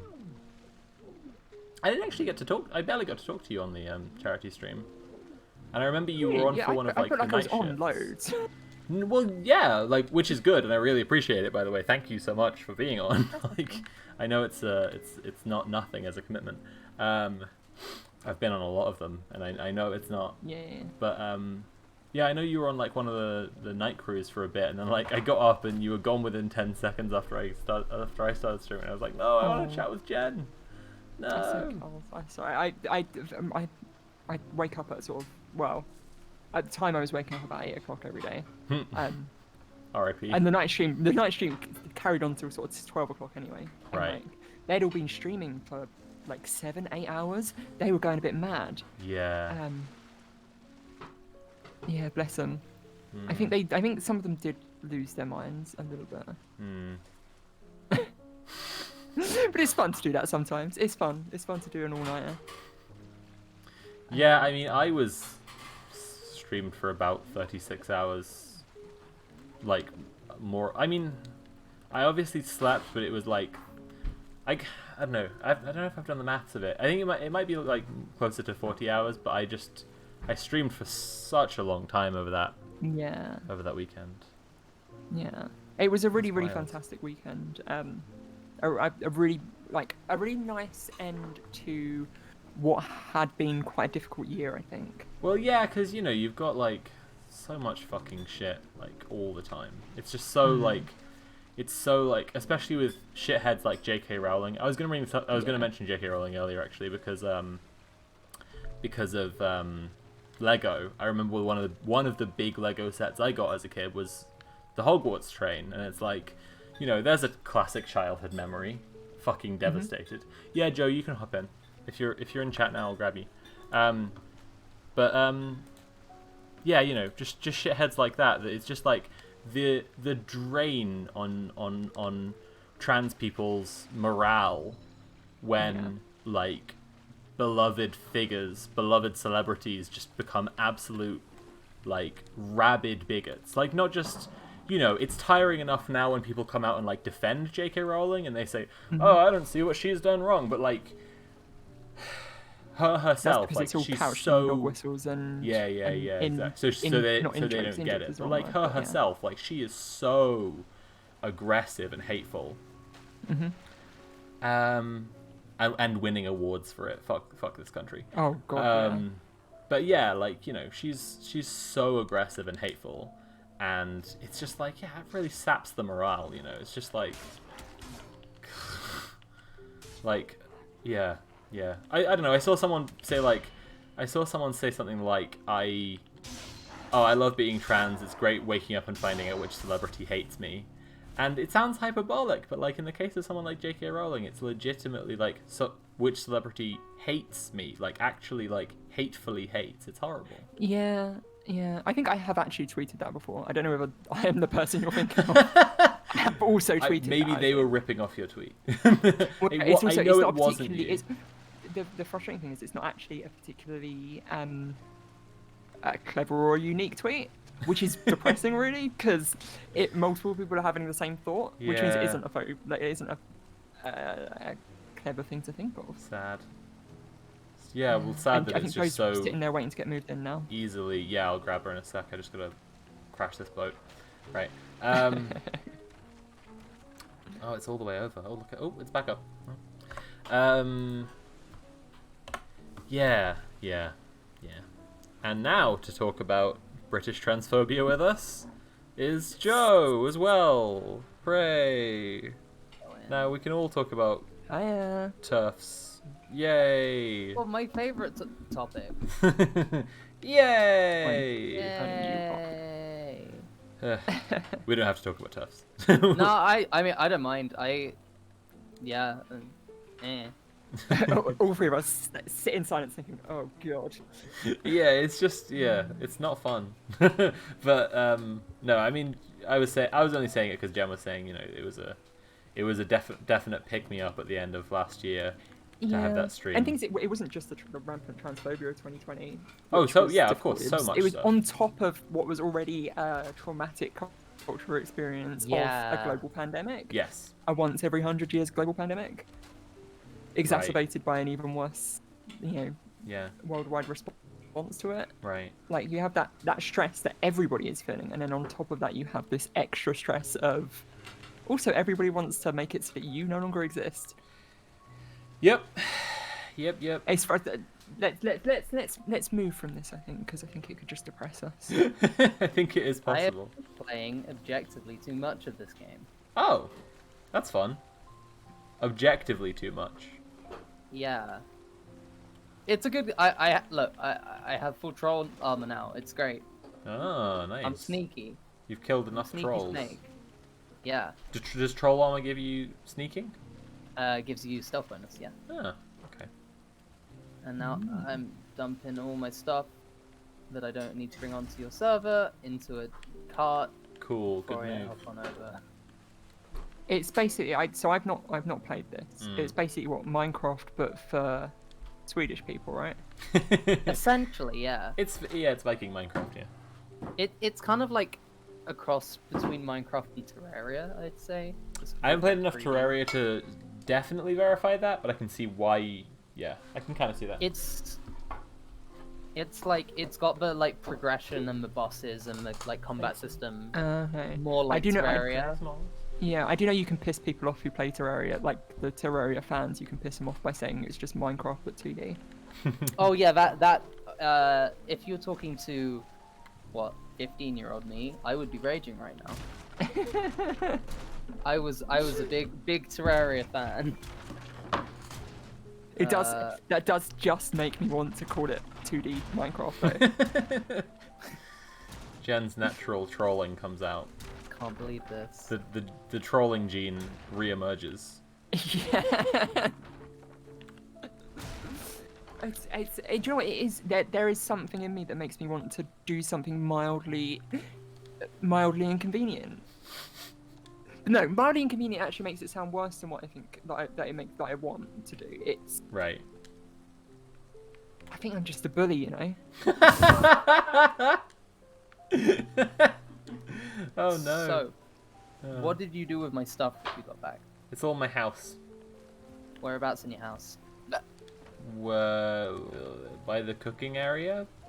Oh, full entry mute. Okay, I see it. Yeah. Yes, there's a sign on it. Yeah, should be. Yeah.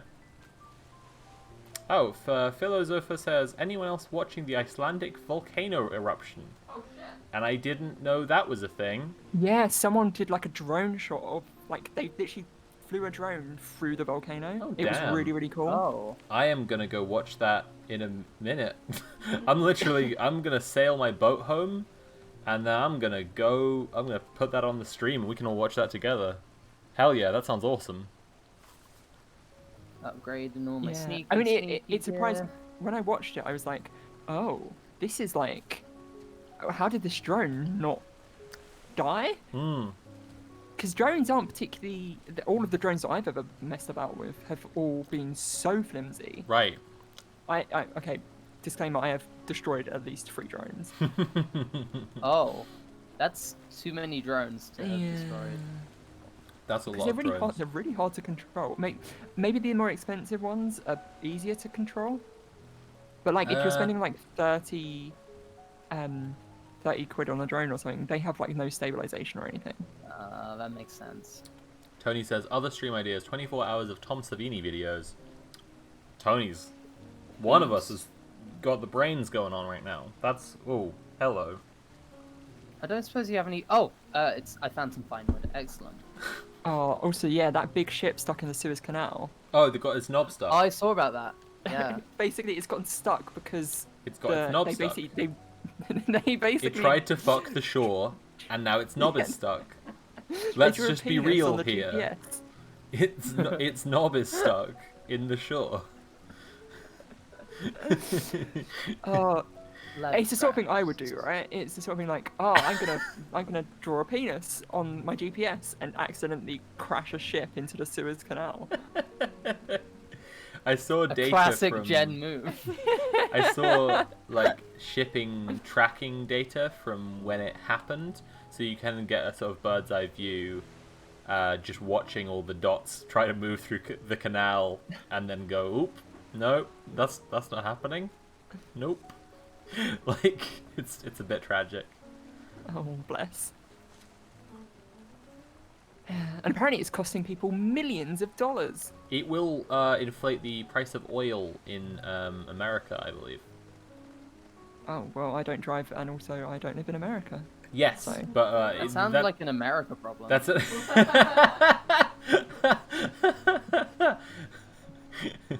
But no, I mean that's just a sort of an example of like it's not just gonna be like fail like bad news for people who run companies or import stuff or whatever. They'll pass the losses on to you, the Yeah. customer. So it's it is, yeah. I do also If feel sorry for only- the guy who actually did the mistake, right? What's that? Like the guy who actually crashed the ship by drawing a penis on GPS. Like, yeah, you're not having an easy life after that. If you've cost people millions and millions of dollars, Yeah. you're not gonna have a fun time. He might be assassinated. Yeah. Yeah, I could see it happening. yeah. And if not assassinated, then spending 60 years in a prison. They make a sequel to Captain Phillips, and it's just like about this fucking. He's played by Mr. Bean. I need one more leather scrap. Damn it. Well, then go kill a boar, but outside, not my precious boar who I love.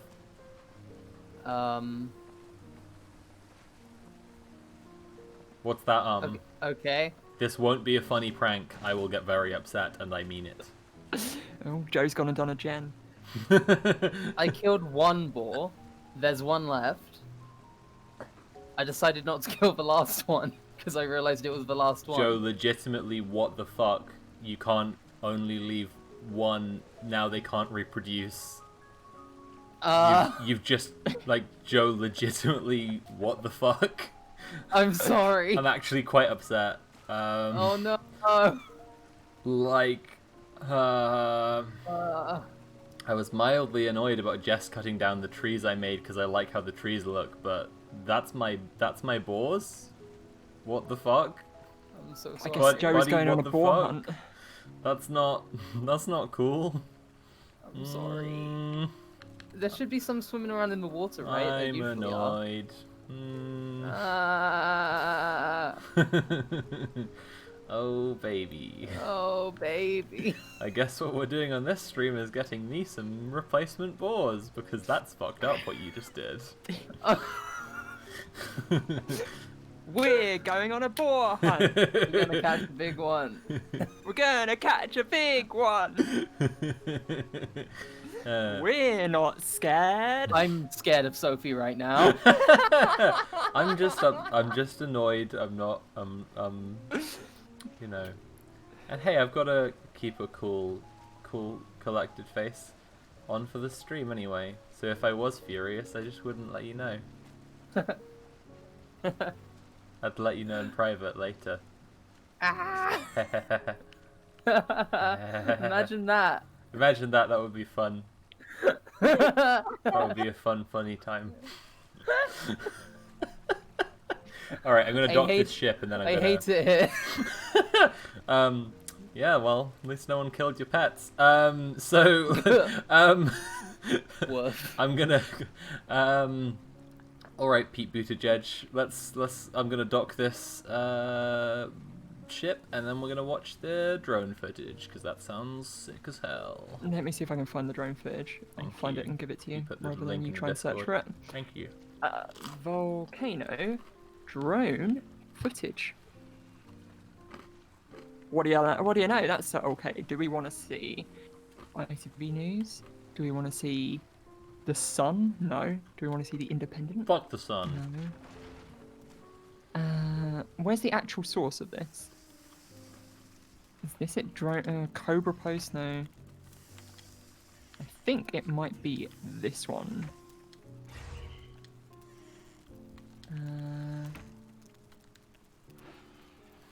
Maybe? All right. There are so many because all of these news sites have. How are you doing down there, Soph? I'm just having a sit Good. while I go and get this. Let me go look for this drone footage. 2.4 million is probably fine. See that one. I'm just here grilling some necktails, don't mind me. I'm gonna just. Cool. Where are you? There you are. Message. Where are you messaging me? Discord or Twitter? Yeah, Discord. Cool.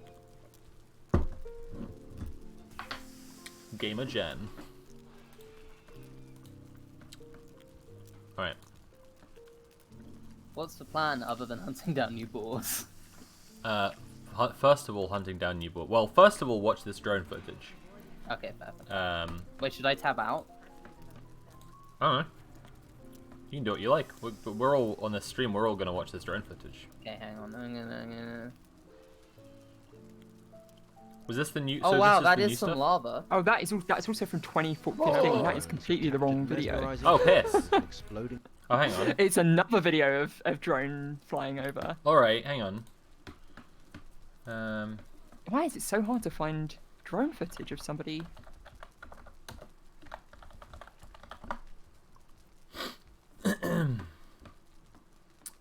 4 days ago, Iceland volcano eruption underway on mountain near Reykjavik. Spectacular drone footage. That's 1 day ago. That'll probably It is a do the spectacle trick. of the Oh my natural goodness! world that is Holy both shit! beautiful and deadly. But this volcanic eruption at Geldingadalur has attracted big crowds.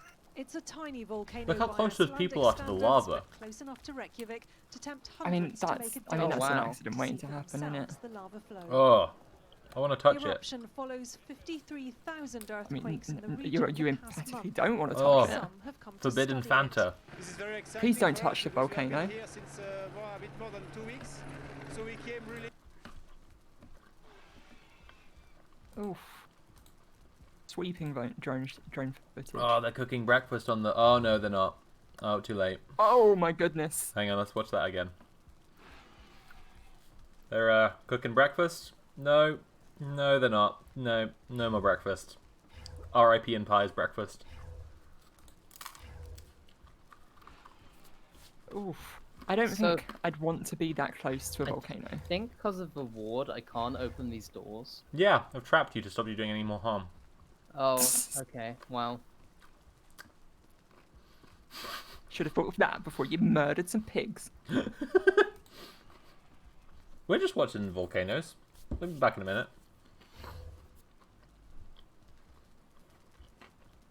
Oh. I mean, I'm watching this on a bit of a delay, so I've just seen the breakfast get eaten by the volcano. Right. The big meltdown. Damn, that was cool. That was cool. Joe, are you watching this as well? yeah. The That big sounded convincing.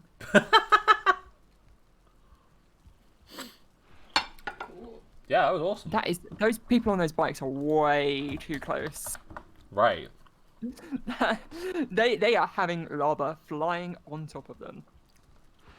That's unpleasant. I'm not gonna watch those. It's like those videos where you watch someone like jumping off a big building or something, Right. and you're like, why am I watching this person put themselves in danger? Hmm. Like, I watched Well, a video of someone. I mean, if it gets uploaded to YouTube, you know they didn't die. Yeah, I suppose so. I watched a video of someone. They went up onto the shard. They went into like the viewing area on the shard at the top of the shard. Right. And they just climbed out of a window. Oh my and god. just jumped off. And like you could see the other people who were there That's watching, who were there at the top of the shard for normal reasons. There are at least Watching them do 3 this. boars in the pen right now. Hooray! Then all is forgiven. Hell yeah. Oh, baby. Can you Now, free what have me we from learned? this What have we learned prison? today, Joe? That when Soap is AFK, I push her into campfire.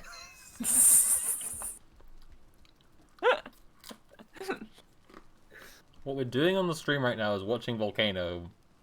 I'll turn off the ward in a minute. Wait, why did I get exclamation mark Jode? Because we're watching the volcano, we're not playing the game right now. Right, now we'll go play the game. Wow. Wow. Well, your character's butt's on fire. I hope you're happy. Not particularly. It's not what I wanted, is it? It's not ideal. Right. Well, maybe it's the thing you're Did you looking for. destroy if you my do too many campfire? spots. I think they get destroyed when you push someone on. God damn it. Actually, no. You know what? You know what? I read the patch notes. It's because people were using them to like farm mobs, so they've made it so when mobs get pushed onto them, made it great over time. Right. Right. But also... Sorry. Also, you just can't stop destroying my house, can you? I'm an agent of chaos. What can I say? Clearly. Okay. Look, I've got this sneaky knife, Mm-hmm. and if you want to turn your PvP damage on, we can see how much it does. Nice. I don't particularly. Thanks for the offer, though. It was very sweet of you. You're welcome. You're welcome, buddy. Fucking The hell. doors in your house are very low. What's the plan for today? Well, now we don't have to find any boars anymore. So, I'm going to think about that. That would have been pretty boring. There you go. There you go. Now you're contributing again, instead of just destroying.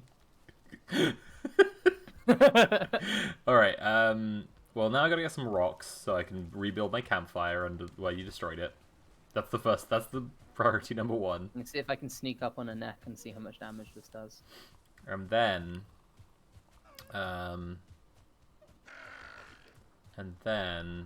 I guess, I don't know. We could go try and kill the serpent again. Yeah? I Can do. actually was just fighting it before you got on, and I did a lot of damage. I got pretty far, is what I'm saying. You've got piles of rocks over by your base. Yeah, but I don't want to like take apart a pile of 50 rocks in order to use like 3 rocks or whatever it is to make a campfire. 10, I think. 5. Yeah, I don't want to do that. Oh no, I'm carrying too much now. I'm doing the incel walk. I'll just have to do the incel walk all the way home. The incel walk. That walk. That walk my character's doing. Why do you describe it as the incel walk? Because of the Virgin Chad memes. Ah. It's the walk that the Virgin does in the Virgin and Chad meme. Ah. You know. I just did 174 damage to a boar. Wow. Bet that boar wasn't happy. There's a backstab mechanic I found out. Yes, you've been demonstrating it perfectly well. Can I sneak up on the sea? I can't sneak up on seagulls. I think Damn. that one went whoosh. I appreciate you. I Joe. got it. You I just didn't chose- like being the subject. I to. chose to ignore it because I thought it was rude. I think it's rude to fucking mess with someone's house and kill their pets. Are you shooting fire arrows at me right now? No. God damn it. Why would I do that? Oh, That would Jesus be rude. Christ. Alright.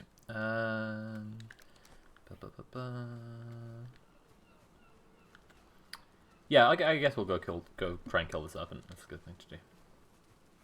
That's a good thing to do. So that's not true. And then we could go look in the swamp because we have swamp keys. Is there a Shrek in the swamp? There's a Draugr, which is a bit like a Shrek if you think about it. Joe, you are really destroying my house now. I'm it's trying really to not, lock I'm trying to lock myself in the fire pit. Sorry, I'll really put it not back. great, and I don't like it. And Sorry. kind of spent a long time making my house the way I wanted it to be. And sorry, I was you've trying to even do a picked up dumb the joke, wood. and now okay, there we go. Cool. Sorry. Okay. Please, please. Yeah, just I'll stop dicking destroying- around. I'll stop dicking around. Now, I'm sorry. I don't mind dicking around. You just keep destroying my house, specifically. Anyway, that volcano was cool. That was good. That was a good Do you remember the volcano that stopped everyone from flying for like 2 weeks? Yeah, and everyone was stuck in. Yeah, and it had a really hard to pronounce name. Or not even. Eyjafjallajökull. Yeah, like not that hard to pronounce, but like just lots of bits, and they were mostly like, you know, Icelandic sounds. So. Yeah. Yeah. Kind of tragic being stuck in an airport, like stuck by a volcano you can't pronounce. Just like My main memory of that time was there was like a news report, and it was probably like 24-hour news actually, where someone was reporting on this volcano in an airport, and it was like it was Glasgow Airport, I think, because behind this news reporter was this Scottish guy who clearly had a bevy or two, yeah. and he sort of runs up behind her and shouts in the most stereotypical Scottish way possible, "I hit Iceland! I hit Iceland!" Nice. Which is kind of missing the point, because it's not really Iceland's fault that one of their volcanoes exploded. They're the ones who have the volcanoes. You know, we don't have any, so No. we're not So, going to do how it. many arrows do you have on you? 122. Well, I've got quite a few, but they're mostly fire arrows. I've got like 30 flint head. Well, those fire arrows aren't going to do any bonus damage, I guess, to a sea serpent, but they'll probably do regular damage. Yeah. Hopefully. Fingers crossed. Fingers crossed. Have you found the gnome in your world? Not yet, no. There is a gnome gen. Okay. Um, What kind of what kind of gnome? A I'm garden actually gnome? thinking about A- going and visiting the gnome first, so I think we might do that. I'm turning this ship around. Ah! The gnome sells you. It's probably meant to be a dwarf or whatever, but he just looks like a gnome. Oh! Fucking hell, Joe! Come on now, buddy. I'm trying to get. You can put the sails down. I could. Yeah, you can. Oh, there we go. I've done it. Well, Come I'm on. gonna drown now. Come get me. Come get the boat. I'm gonna drown. Well, all right. I'm turning around. Yeah, so a gnome. What does it do? Sell you? I'll be right back. Yeah, he's the merchant. He sells you stuff. All right. I'm trying to target to where Joe was when she was there. She's pulled a disappearing act. There's such a delay that I was hearing the sort of screams and assuming that Joe had fallen in. No, I mean that's not quite an accurate description, is it? Because I think fallen implies an accident where one's behaviour did not, directly lead to the situation. I think rolling across the boat into the water is not falling. Hey, there are walls in my defense. I thought the wall would stop me. Well, I'm back roughly where you were anyway, so.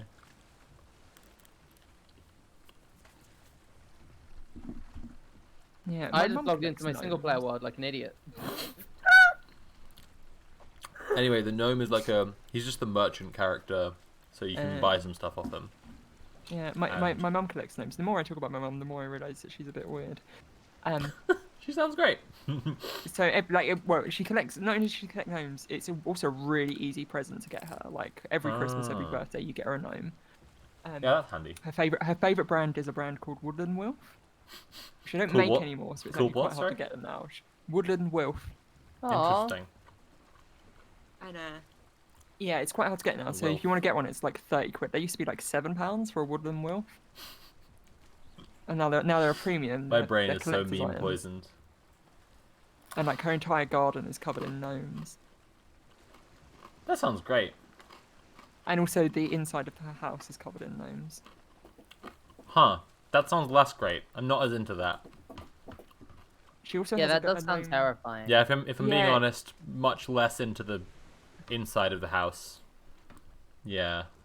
She's got this dried up like water feature, this like little pond, which doesn't have any water in it anymore, isn't used as a water feature, but all of like the brick walls and stuff is all around it, and she puts quite a lot of her gnomes in that dried up water feature, so it looks a little bit like a gnome graveyard. Oh damn. That's grim.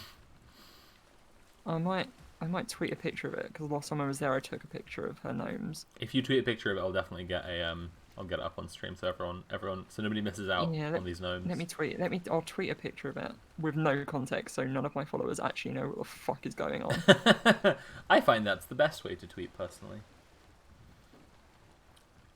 Oh god, I have so many photos on my phone. You put them all on an SD card and then they travel from phone to phone. And next thing you know, you've got pictures from 2013. Oh my god. I'm planning to run a tabletop campaign for the podcast because the original setting of Cyberpunk is in the far future year of 2013. So my plan is to do a campaign that's set in 2013. But like, you know, like the actual 2013, not the one they've made. Like, still cyberpunk stuff, because I think that's fun. I think that's fair. But, you know, but the real, but like sort of the real historical 2013 that happened. So, you know, yeah. I think that'll What be was funny. I doing in 2013? I just think the idea of like of creating your like hacker character and your like cyborg and whatever, and then just being like, hey, did you see this new hologram called Game of Thrones? Like, is really funny. I downloaded a new show to my Oculus implant called Rick and Morty. He turned himself into a pickle. It was the funniest shit I ever saw. You know, I've just tweeted the photo of the gnomes. Well, actually, multiple photos of gnomes. Nice. I'll check it out in a sec. Just gotta Twitter, go back and sending tweet. go back and get my stuff. Basically, this gnome, he is a merchant, and I've gotten a few more trinkets since last time. Some more gold and stuff. So I gotta go back to the house and get it if I'm gonna go see him. So I'll be able to buy cool stuff, like a Santa hat. You can buy a Santa hat off him, which to me, again, does not say dwarf. It says gnome. Just very strongly. Yeah. No, I wouldn't have said that Santa was either a dwarf or a gnome. I'd have said Santa was a Santa.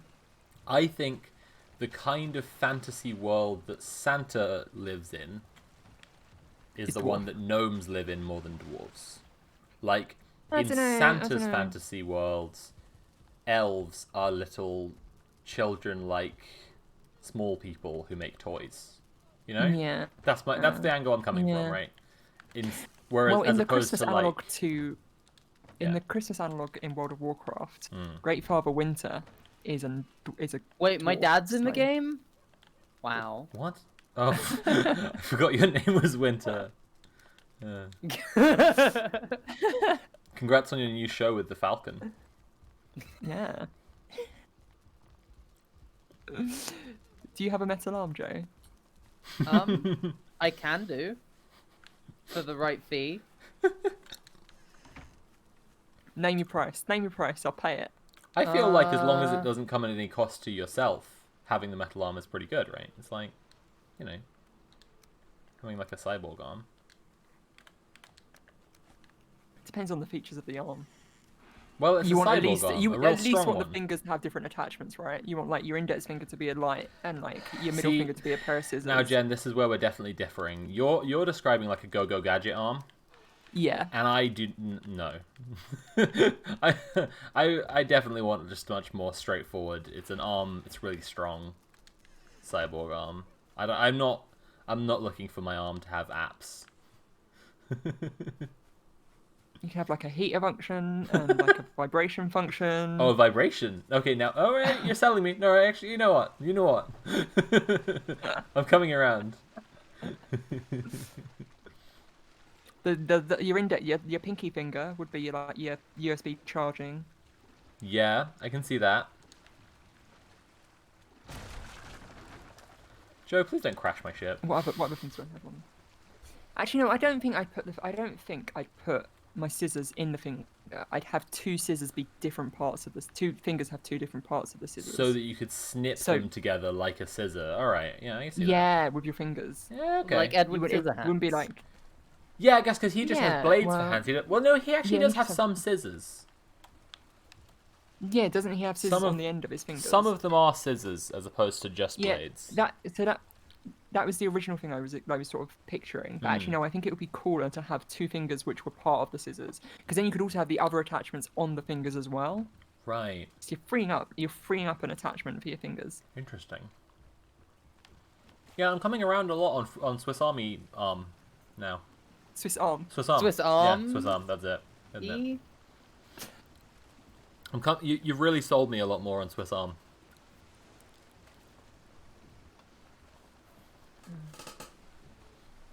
Where are What we other going? attachments would you have? You'd have a screwdriver, obviously. Mm-hmm. Bottle, Phillips or corkscrew. flathead. Corkscrew? Corkscrew. Oh god, yeah, and bottle opener. Yeah. I would Uh, say lockpick, but then the thing is, I just don't like care to learn how to pick a lock. Yeah. So probably just a small gun. A small gun. On the finger that would be the lockpick, just a small gun that's like a tiny little cannon for blowing locks off doors. Just like, I don't really care to learn to pick a lock, so I'd go, yeah, just a little tiny gun. So if I want to get in a lock, I just blow it off. Blowtorch. It'd be fun to have a blowtorch. Also on your good, finger. yeah, very true. Like whipped cream dispenser. Like an old Victorian straight razor. Well, that's just the scissors, right? And if you got the scissors, then yeah, I'm like, you already got the blade. It's multifunction. It's multifunction. Mm. You ain't thinking bold enough.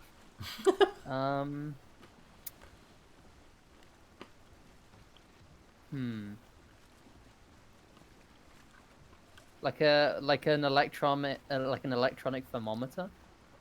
Interesting. So you can, so you know What's- when your side of beef is done is reached Ah, the right I was So gonna you- ask what type you of know when the thermometer meat is. has You're gonna reached get the right food internal from- temperature.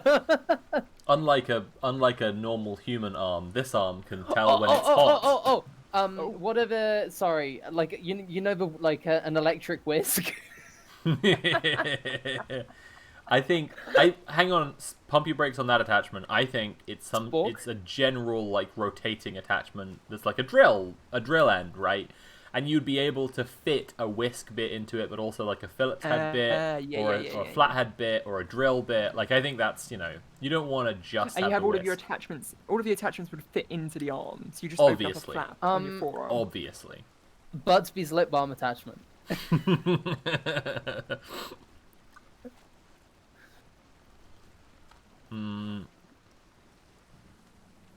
Little pillbox in the arm too, I think. Yeah. Yeah. I think also in the wrist, like Spider-Man, but instead of webs, you'd have like gaffer tape or something. I like how this is really like is varying so much between really like really wacky and really handy. Like whipped cream in one of your fingers, but also like, some tape.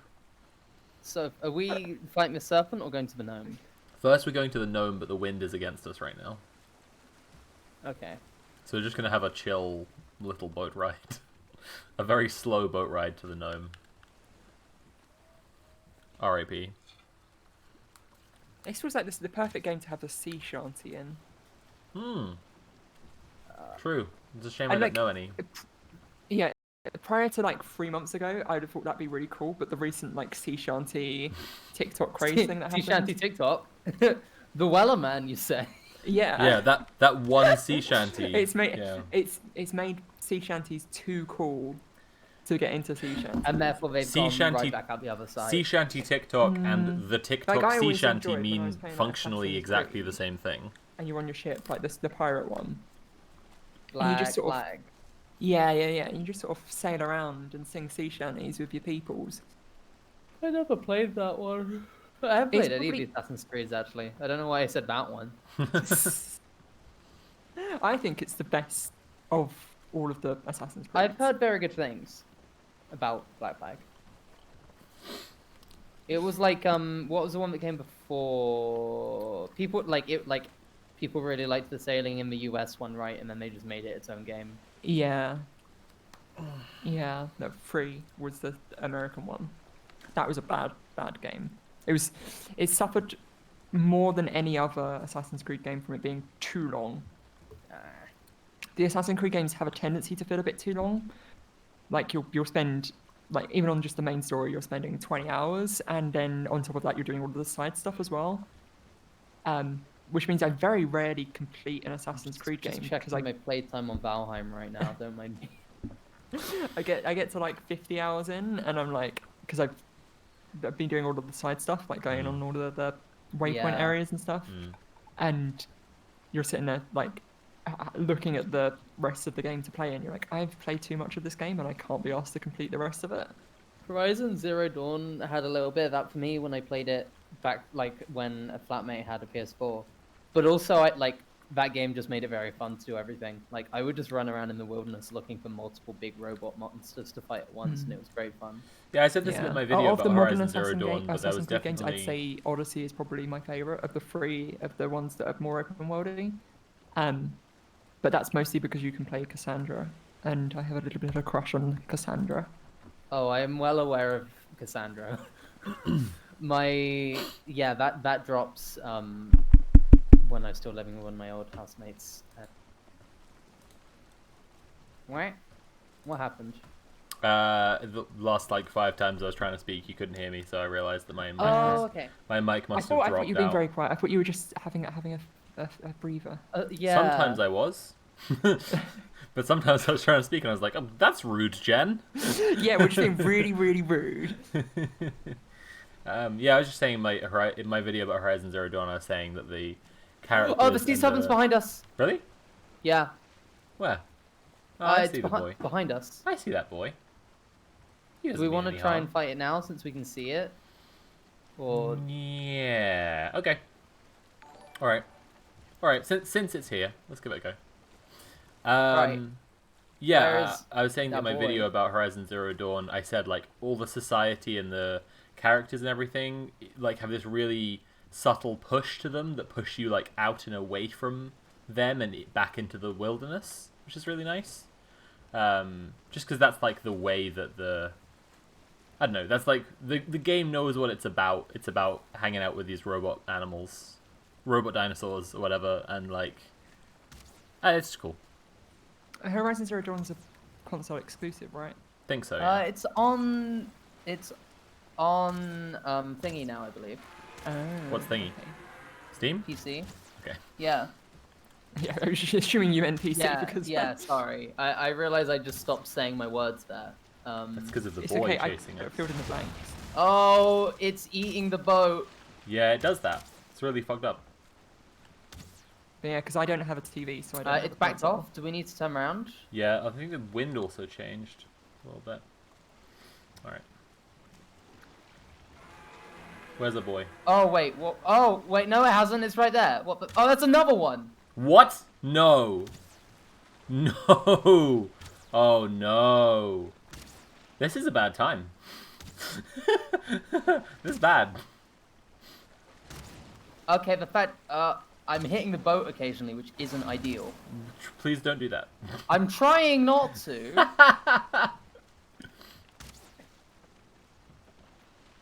Can you destroy your own boat then? Yes, if you shoot enough If we arrows hit it into enough, yeah, probably. Oh, I got really bad lag. Oh, what? oh, fuck. Fuck. No, I'm gonna die. This is really bad. Help. What happened? I'm Help. trying to turn Help. the boat around. Help. I'm Help. turning the boat around. Help. But look, Help. the turning arc is not great on No. this thing. No. I just Okay. like glitched out of my boat. This is so fucked. Oh I'm my hit. god. I just got back to. Okay, does that mean I'm probably dead as well? God damn it. Map. Okay, right. Where am I going? Okay, I'll just start sailing back to you then. I'm not sure you should do that. I need to get my items. What you should do is sail to where we fought the Elder. That's. I don't even know where that is. Is that? It's on Oh, the okay. map. Okay. No. Yeah. Actually, I do. Cool. Yep. And I can go through the portal to get there, so you can pick me up from there. Joe, can you pick me up? Joe! Joe! Joe, can you pick me up? Is your character's name Doombussy? Excuse me? I don't know what gave you that impression. Did you just come on my stream and say naughty words? Jen, have you just come on my stream to say naughty words? No. Is that what you're here for? No. Just to befoul my stream. Yeah. So a friend of mine, someone in my World of Warcraft guild, because I'm a nerd, as much as I besmirch myself. I'm in a sort of, it's like half LGBT people, half hets, and one of the het guys was telling a story about how at work they have these little vehicles that they move from place to place in. And they call them bussies. Oh no, come on now. And for years, he hadn't known what that meant. And then he joins this World of Warcraft guild, which was full of a load of gays. Right. And it's Damn. ruined work for him. Because they just regularly refer to this thing as a bussy. Oh my god. Wow. That's magical. This part of the stream is just some waiting. Yeah, sorry, Sucks the to wind, kill the them. wind is not in favor of me sailing to where I need to right now. I'll link you the gnomes, so... It's not directly against you. It's not directly Worse. against, but it's like... I'm Yeah, nearly alright, there, where's this gnome? I Alright, think. let's get this gnome. Oh, it's gnome time. Oh, baby, it's time for gnomes. Okay. Oh, that's a lot of gnomes. Yeah. That's more gnomes There's than not I've all- seen in one place in real life. It's not That is like not an all of the invasion gnomes of are gnomes, true. but it is quite a few. I like the frog. The wind's just changed again. Ah! Yeah, that's not all of her gnomes. She has more gnomes. Look at the picture with the frog in it. Look at the one behind the picture with the frog in it. The creepy boy with the black beard. Is that what you mean?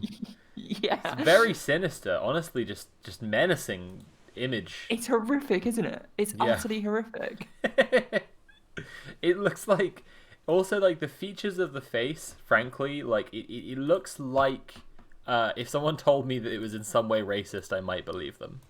Like, yeah, it I would looks, think that as well. it looks like if someone said to me it was a racist thing, and that the paint had like chipped off, then I'd be like, yeah, I can, yeah, that makes sense. I mean, look at it.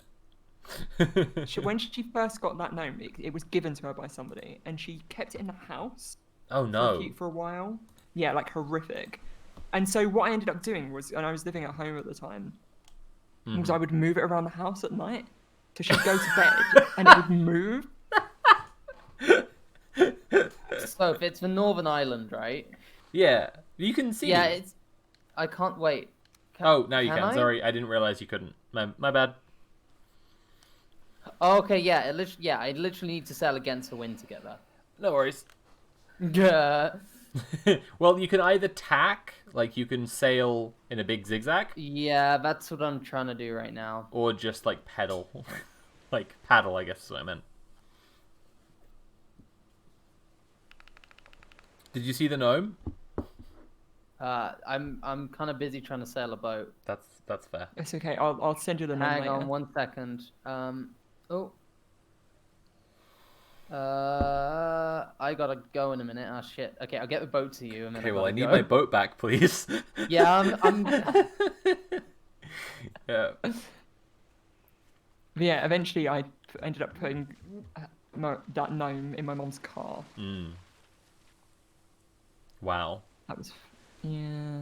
We were all like trolling each other with the Danny DeVito cutout for a while. That was pretty good. That was a pretty good time.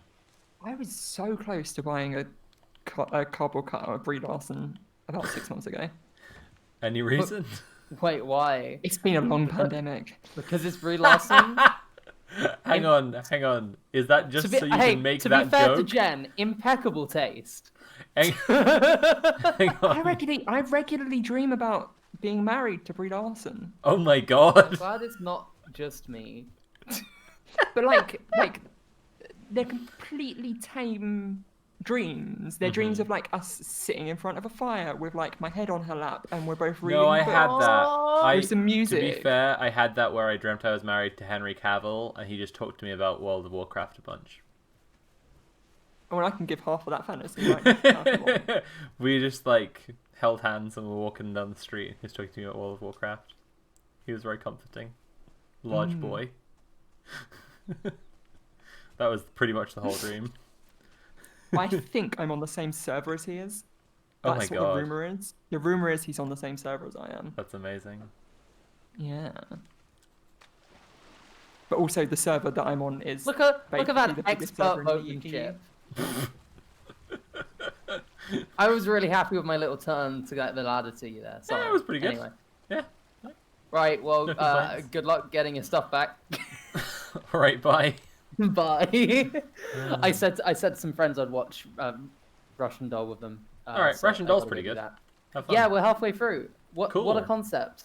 Yeah, it gets wackier, I think. It gets... Oh, boy. Yeah, have fun. It's a Okay, good one. enjoy. Sorry I couldn't stay for Yeah, that no long, worries. but I hope the rest of the stream goes okay. See ya. I can't believe 2 sea serpents showed up at once. Yeah, that was pretty nuts. Yeah. Yeah, That was insane. not fair. Anyway. Hacked. Yeah. See ya. See ya. Bye. Oh you yeah, later. Jen, I'm seeing the picture of it in the car now. Oh Jesus. Yeah. Oh Jesus It's Christ. horrific, isn't it? It is just really sinister. I think that's just Yeah. yeah. I mean, because I it's just- also chipped as well. right. Yeah, that's what I was. Yeah, exactly. Like the wear and tear makes it a little bit more sinister. I was just watching Twin Peaks season 3 just before this. And there's the guys in that, the woodsmen, who I always think they're meant to be miners because they're just like completely pitch black all over, and I always thought it was meant to be like a coal dust thing, but Yeah. they're just meant to be sort of weird, like I guess like negative people, like they're just all like they're basically in black and white, but I don't know, it's just like there's something kind of sinister about it, and I feel like a part of it has to be racism, right? It's just like Yeah. you see guys Yeah. who have clearly been like covered in black paint all over. It's like, well, it's not racism, is it? Like I don't know. It would be nice for Wood and Wilf to still be making Wilfs though, because they were a very easy Christmas and birthday present. Yeah. Especially because her birthday's like 14th of December or something. It's way too close to Christmas. So what do? Do you get two, and your budget I your get two. budget's It's just close- it's exhausted that month, Close or enough for it, yeah, it's close enough for it to be a pain. Far enough away for it to not be yeah, a buy two presents. yeah, I can see it.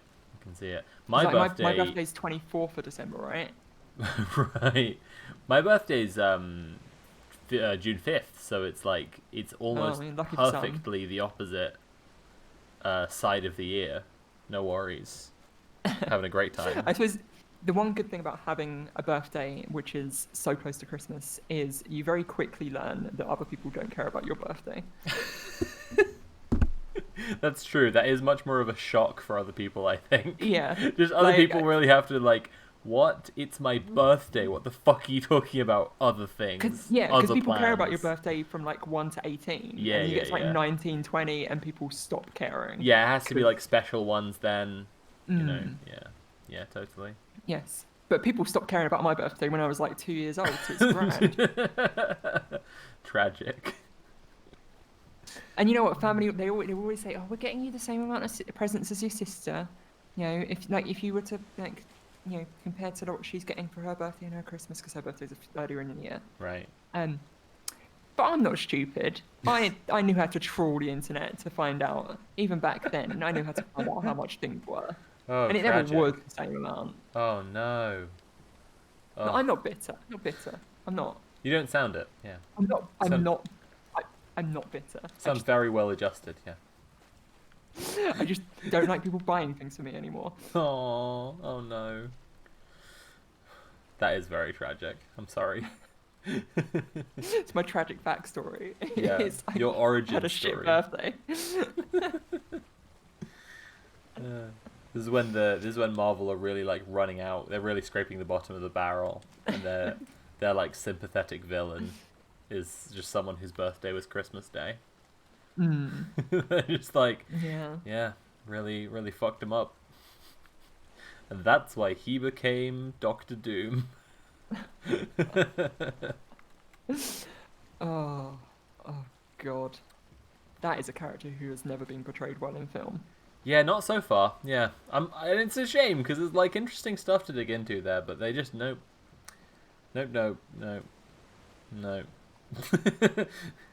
I think part of it for me, I think they're really trying to like avoid the subject material, the source material a bit too much. It's like what I don't like about all the modern Batman movies is how they try and exclude Robin and they try and avoid camp, and I'm Yeah. just like, that's just wrong for Batman. Like you just need Batman to be really camp. Like his relationship to the Joker is inherently just like quite gay. Like you should just go for it, you know. Don't try and make him this like brooding fascist, you know. And I feel like it's the same with Doctor Doom. It's like, okay, he's a wacky metal guy in a cape. Fine. Yeah. Do it. Just do it. In the original script for the most recent Fantastic Four, Fanforstic, is what I call it. Hashtag release the Trank cut. Yep. Victor Von Doom's character his name was not Victor Von Doom. Oh my god. His original name was Victor Domachevsky or something. It was because Victor Von Doom was a bit too on the nose for the writers. Yeah. And it wasn't until like reshoots that they changed his name to actually Victor Von Doom, because when people found out that he wasn't going to be called Victor Von Doom, there was uproar on the internet. And it's probably the only good thing they changed in reshoots on that film. People were tweeting, "We demand Doom," and the universe listened and it gave us 2020. Hey, there's my joke. There's my 2020 joke. My favourite thing about the reshoots of that film is it's very clear what the reshoots are, and it's Because of the wig. within the scenes, but because of the wig, Yeah. and it's so noticeable and Yeah. so obvious. Yeah. It's so much. Yeah, it's like the Henry Cavill mustache stuff. Yeah, but I mean even more because it's just like it's such a cheap bad wig, and you'd think like you just would really think like people like it's a Hollywood studio. You'd really hope they'd be able to afford like a better looking wig if they're gonna do that. If the option you go for is we'll just whack a wig on you and hope for the best, like you'd really hope it would be a good wig. Nah, no. Yeah, Yeah. in many ways, I would like to be in an alternate universe where Josh Trank's version of that film came to fruition. I think we're in the best timeline where no, follow my reasoning here. Where there we got the just really dog shit version first. And now that the Snyder Cut is out, there's the realistic possibility that there will be a trend of entitled fanboys demanding the alternate director's cut of big superhero movies. And if we could possibly get the Trank cut now, right, what a fantastic flop.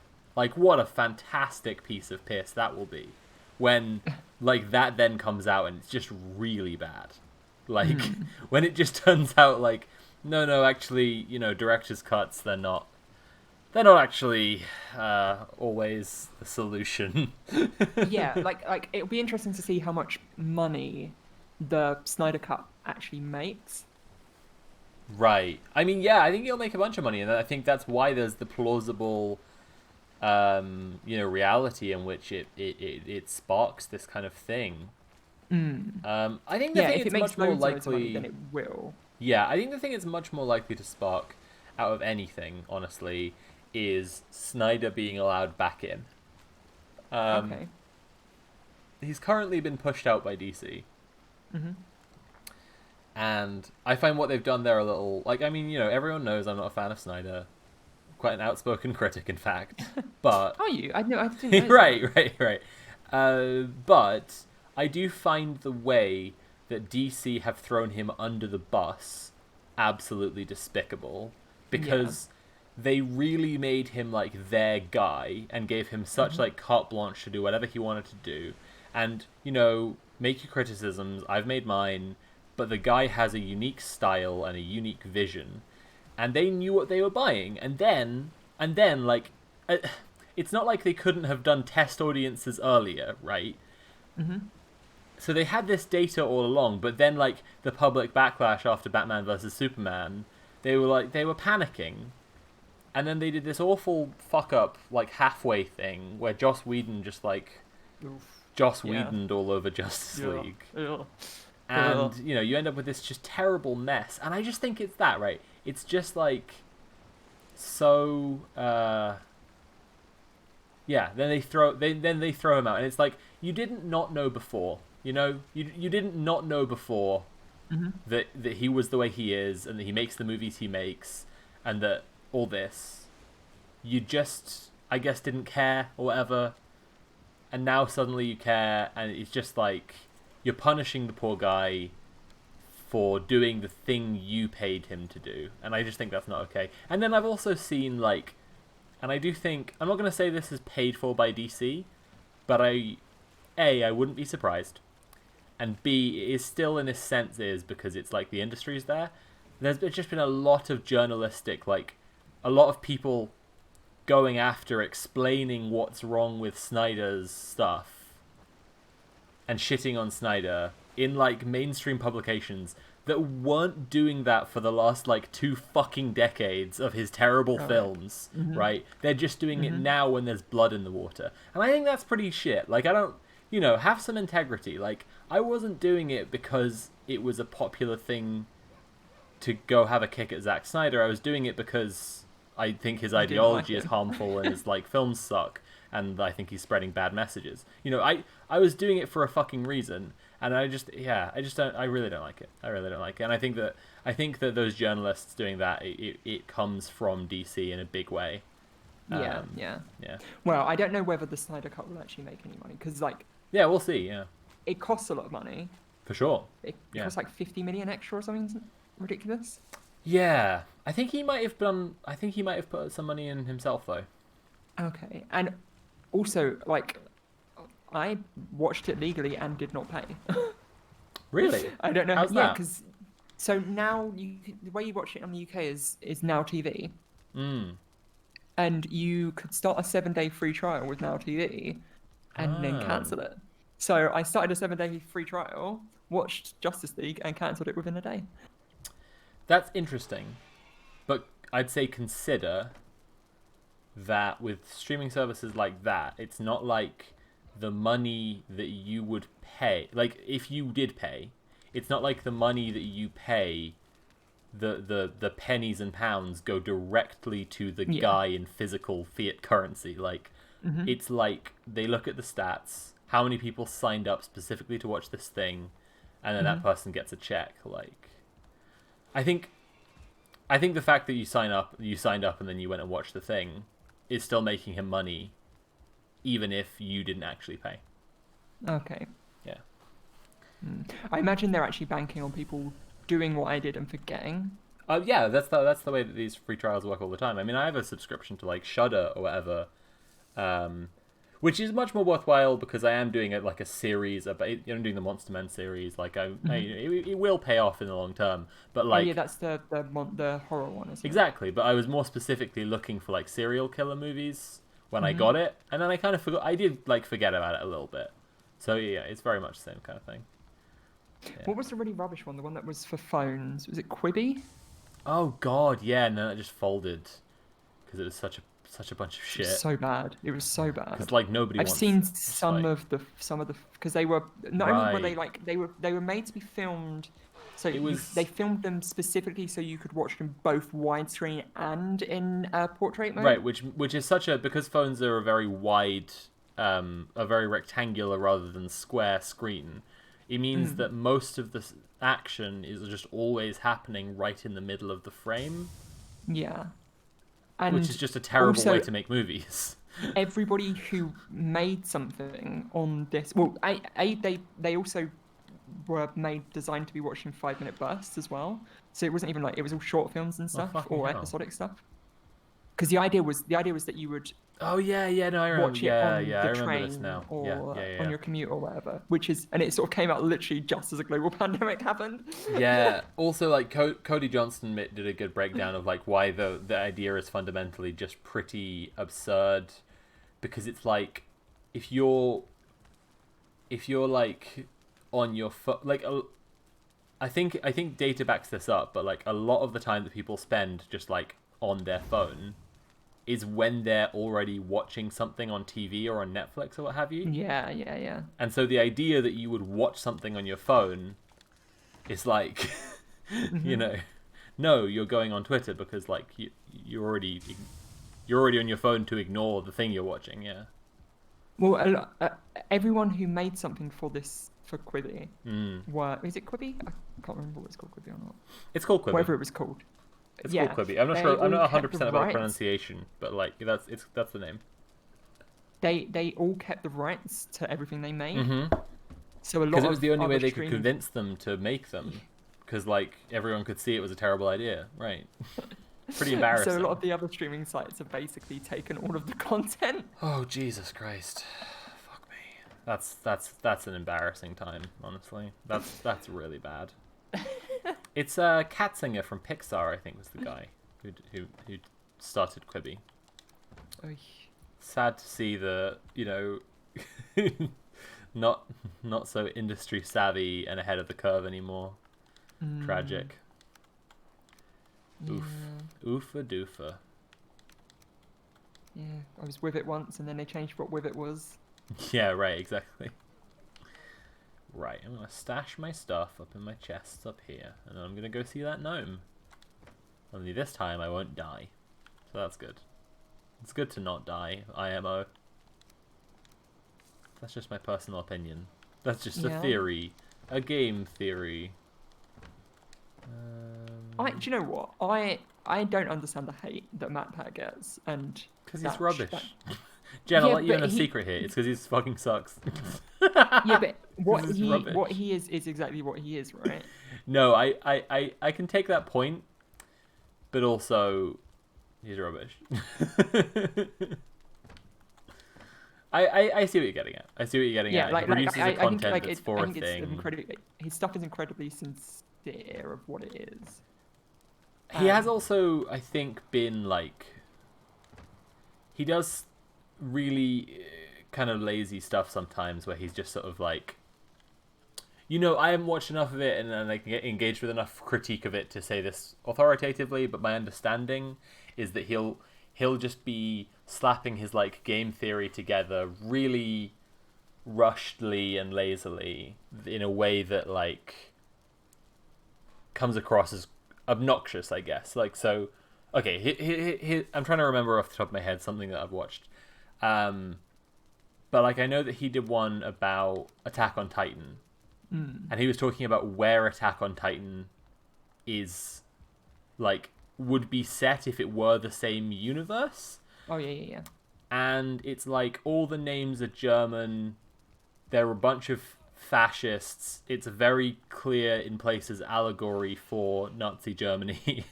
It's very clearly Germany. And there's just, like, a weird bit in his video where in the middle of talking about like numbers and populations and population density and stuff like that, he just goes, so assuming it is America, like he's sort of like narrowed it down to like a few different options. Yeah. And he just like dismisses Germany like with no reasoning or whatever, and it's like, okay, so it's really clear that you're kind of trying to drive at a thing that you want to do, which again is fine. Like if you want to you want to reach a point, so you make your script that way, and we all know that as creatives, like that's the way you do it. But like, yeah, I guess people just sort of I think he's one of those phenomena largely where people felt taken in, like people who watched his content at a younger age and enjoyed it, became adults and realized how just on the surface just really fucking annoying he is. Well, yeah, I think that's. So I think I kind of come from a point of like sometimes things aren't for everybody. Oh, completely the same. But that's what I'm trying to say is that like it's for you at one time, and then you grow up and you find it incredibly annoying, and now you like, in a slightly self-hating way, you feel the need to like shit on something. Yeah. And that's a sort of a big tide turning against him as his audience grew up a bit. I think he's also been a bit transphobic at one point. I remember there was some kind of controversy around. Right, I mean that's just bants from the lads, absolutely. But like that's just a classic gamer move. That's just a pro strat. But no, I think that he has been a bit of a knob sometimes, so there's that, but I don't remember because I didn't care at the time and I don't really care now. Like yeah, but yeah, I would mostly attribute it to that, like people just being like, oh well, this is stupid stuff for babies, and it's like, well yeah, it is, and that's fine. It's fine for babies to have stupid stuff for babies because they're babies and they are stupid. And the embarrassment that you feel at having been a stupid baby at one point is not, the end of the world. It's fine. Someone says, wasn't his pyro video really homophobic / transphobic? Sure, I have no idea. Again, I don't know. That character's a bit weird though. The pyro. I have no idea. I don't know this stuff, so it's just. I'm perfectly happy to believe it or whatever, but I've never really watched much of his stuff. I don't really care, and because I've never really cared, I've not paid attention to what the things are that he's done wrong. I just know he has done them. Anyway, if you're interested in content which is slapdash and put together last minute, can I interest you in Next Slide Please, a fantastic YouTube channel? Oh yeah? Why don't you tell us all about it? It's a YouTube channel. Jen, come on, there's 44 people watching. It's got these That's two 44 really potential great viewers. people called Nat and Rach, who are great hosts and really clever. And also there's this idiot who also is involved called Jen. So I assume that the Nat and the Rach do some sort of they go after Jen in some way to stop her from her crimes. They definitely make Jen feel inferior. Oh dear. That sounds mean. No, it's I sometimes joke that both of Nat and Rachel's presentations about really clever stuff like not Monopoly stock, but like the origin of Monopoly, which was actually very clever, and like it's all about like animals and the fungi versus trees, and then you look at mine and it's like Jedward and who let the dogs out. You did kaiju though, right? That was one of the best ones, Yeah, and that fucking was Godzilla. really interesting. Yeah. Godzilla's great. Godzilla's awesome. But yeah. But yes. Snapdash and put together. Three last friends minute. do PowerPoints together. What more could you want? Everybody go Yeah, subscribe to Next yeah. Slide, please. The link is in the chat right now. Yeah, there's also a really great episode on Alcibiades. Well, that one's fine. Sounds great. And I think Jess is back. Jess is back. Hello? Howdy. Hello. Hey, I love Next Slide, please. It's my Thank favorite you. playground rating channel. Playground rating channel. That was good. I That was think- good. The frustrating thing is whenever you search Next Slide Please on YouTube, you always get Boris Johnson. Yeah, because he did a thing. Yeah. Oh. What Yeah. did... Oh, that's very strange. Yeah, like when they were doing like the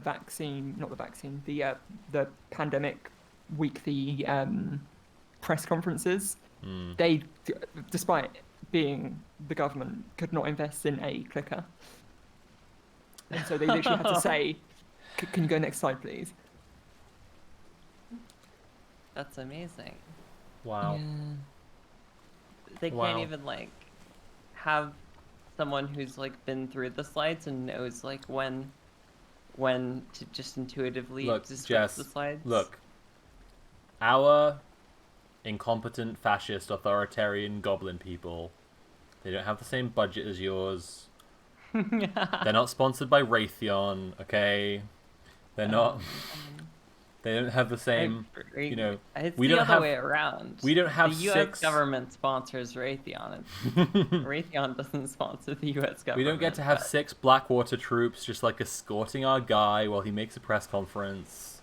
It's Well, not. the one thing I have in common with Boris Johnson is that both of us Slapdash put together PowerPoint presentations. Fair.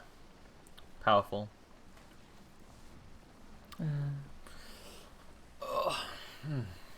So how's it been? Good. How's it been going? Joe Um, killed a load of pigs. Yeah, Joe What did Joe killed do? my boar. Yeah, she killed my boar. No. It's really fucked. Yeah. What the fuck? Yeah, I was really Yeah, angry. The boar yeah. killer. Did you ban her? No, I just had stern words. She It knows turned out better that than she that. didn't. It turned out she didn't kill them all, so it's fine. They'll just reproduce again when they get some more food. But like, I was pretty Wow, mad. What a terrible way to look at life. Oh, there's 7 billion other people in the world. Like, will you care about just one? Yeah, Joe. Good logic there.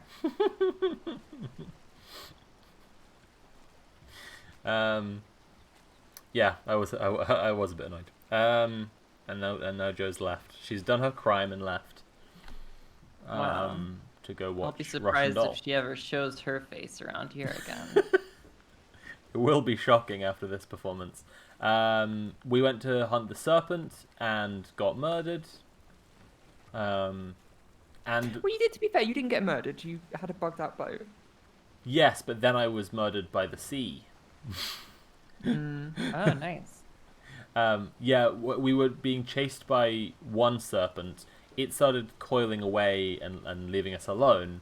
And then another one came from the other side. And then the boat glitched and put me in the water. And Joe's incompetent steering meant that I drowned. She probably killed you on purpose. No, she just didn't get to the controller and fast enough. It wasn't. Okay. It was really very much the lag. I'm just still mad about the boars.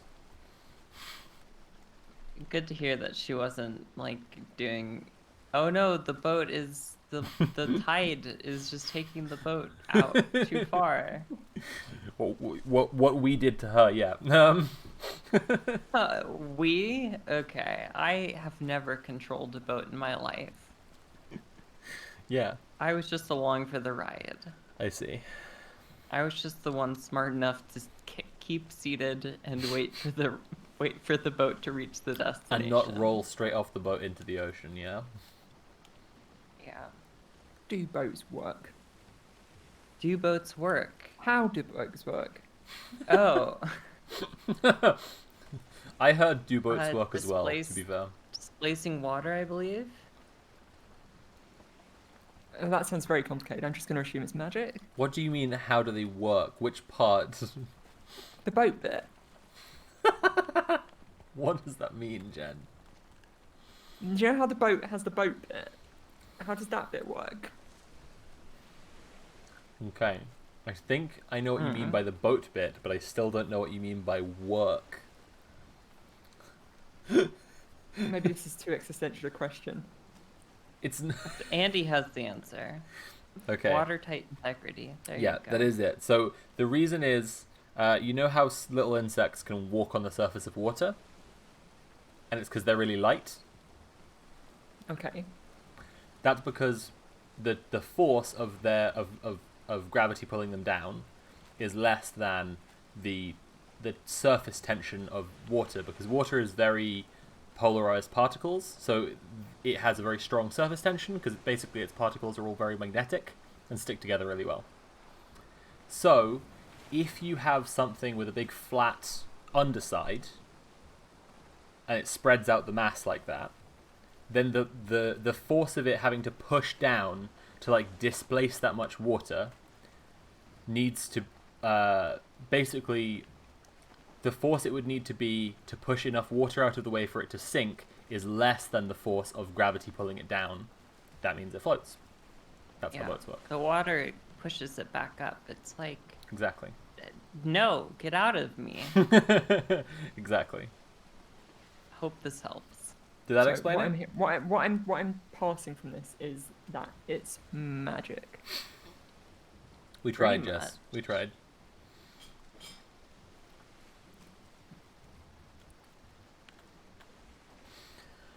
I've been having some olives. It's good. It's a good time. See, I didn't think I was into olives, and then I tried an olive about a year ago, and I was like, actually, this is quite nice. And then a global pandemic happened, and I'm not going out of my way to buy olives. When did you think you weren't into olives? In the like, past, When did you like as a forswear olives? teenager, like 16, 17. The time that you are adventurous with these sort of things, and you go, oh yeah, I'm young. I'm sorry, I can try these trying things. olives adventurous? Oh, I'm sorry that Jen isn't sponsored by fucking Northrop, Jess. I'm sorry that she isn't sponsored by the Koch brothers like you Yanks are. We can't afford to just be rocking all around the world to Guatemala to kill 100,000 people just to inflate the price of a banana. How My dare you? perception of olives is that they are a posh food. Really? That's interesting. How Yeah. dare I feel like you? things like olives that are in brine are implicitly not, right? Because you're preserving them, so the whole point is that you're, Well, like I guess Making what you olives have olives lost. weren't a feature of the house when I was growing up. They were always something that you would see when you were it's out not at a like they restaurant. grow locally for us, What but kind like of they're still are we talking about right now? You're Right. just saying I didn't realize there was olives. more- I didn't realize there was more Oh, than no. one olive. Oh, well, no. Jess's Italian heritage. She's very familiar with Um, the many different species of My olive. great grandfather is rolling in his American in his martini glass. immigration grave. Yeah. No, I say I always associate them with being at a restaurant. Mm. What color are the olives? Let's start there. The ones I'm having are black. Oh yeah, got a big Okay. jar of them right here. Those are pretty good. Yeah, I'm enjoying them a lot. Jen, I was Jen, what color wondering were- if the difference was caused by Spyro because Oh, I've never been on people's- Spyro. That's the Oh, thing. okay, all right. Yeah. Just I know that people end up I went the craving. NHS route, so they stuck a needle up my bum. Okay. What? They the anyway, I know that people get cravings for salt because spironolactone is a diuretic. That's all. Yeah. That's why pickles is a meme. Exactly. It always makes me laugh when trans women in the UK subscribe to that meme. It's like, but you take Decapeptyl, not Spyro. You just like pickles. Nothing wrong with it. I was explaining the pickle meme to Natalie's friend Mara, and she thought I was making some kind of joke about my sexuality changing. I was I was saying that Natalie had, because I hadn't heard of the meme, and Natalie had told me about the pickle meme and about the origins of it, and then I found out about it, and then I was telling Yeah, it's a bit of an Mara, old meme actually. Yeah. yeah, and then I was telling Mara about Natalie telling me that I would start to like that I would have a craving for a pickle. And Mara took a minute and then was like, "Ah ha ha, very funny, I get it." And I was like, "No, I mean a pickle, like just a real pickle." Oh You yeah. don't see many pickle totally. memes on r/tra anymore. Yeah, tragic. Mm. They've died out. I want this. Drow Lesbian says, I understand not everyone is Italian, but it's unthinkable to not have at least 2 cans of black olives in the house at all times. To which I say, that sounds like a luxury. You must be American. I'm gonna play up the luxuries of America more and more as Britain just does become a third world country. Yeah. I've still got so much flour and tins of beans in my cupboard. Yeah, we have a big tin store as well. We've been calling it the Brexit shelter. Yeah. I was expecting it to all go to shit in January, and then it didn't go all to shit in January. But then I also have heard that it's going to all go to shit over the summer as well. Well, it's the summer So- is when it's more likely to, I think, for a few conflating reasons. Like, we're more likely to be out of the pandemic. It's also just a time when people tend to consume more, and it's also like, in terms of just things that generally contribute to things going to shit. It's always Yeah. when riots and protests happen because the hot weather just makes people angry. It's a recognized thing. It's a recognized statistical Yeah, phenomenon. it feels like as well because it's the end of a pandemic as well because of people being able to be together as well. Yeah, exactly. That sort of pent up. It's gonna it's kick either off. gonna be- It's probably gonna kick off. Yeah. Yeah, and you've seen things in Bristol and stuff at the moment. Yeah. Does that feel? It feels like an appetizer. Time to move to Ireland. So I apologize to Mark's Almonds for what I'm about to do. But they say, sorry for being English, but olives is a posh food where I'm from. And that's So I gotta I'm not the only say- person who felt that. You know what's tragic about that message? Hey, you know what's tragic about that message? Is that Mark had to apologize for being English. You can't even say you're English anymore. That's the thing. You just can't even say you're English. That's the sad part of that, right? Sorry for being English. It's political correctness gone mad.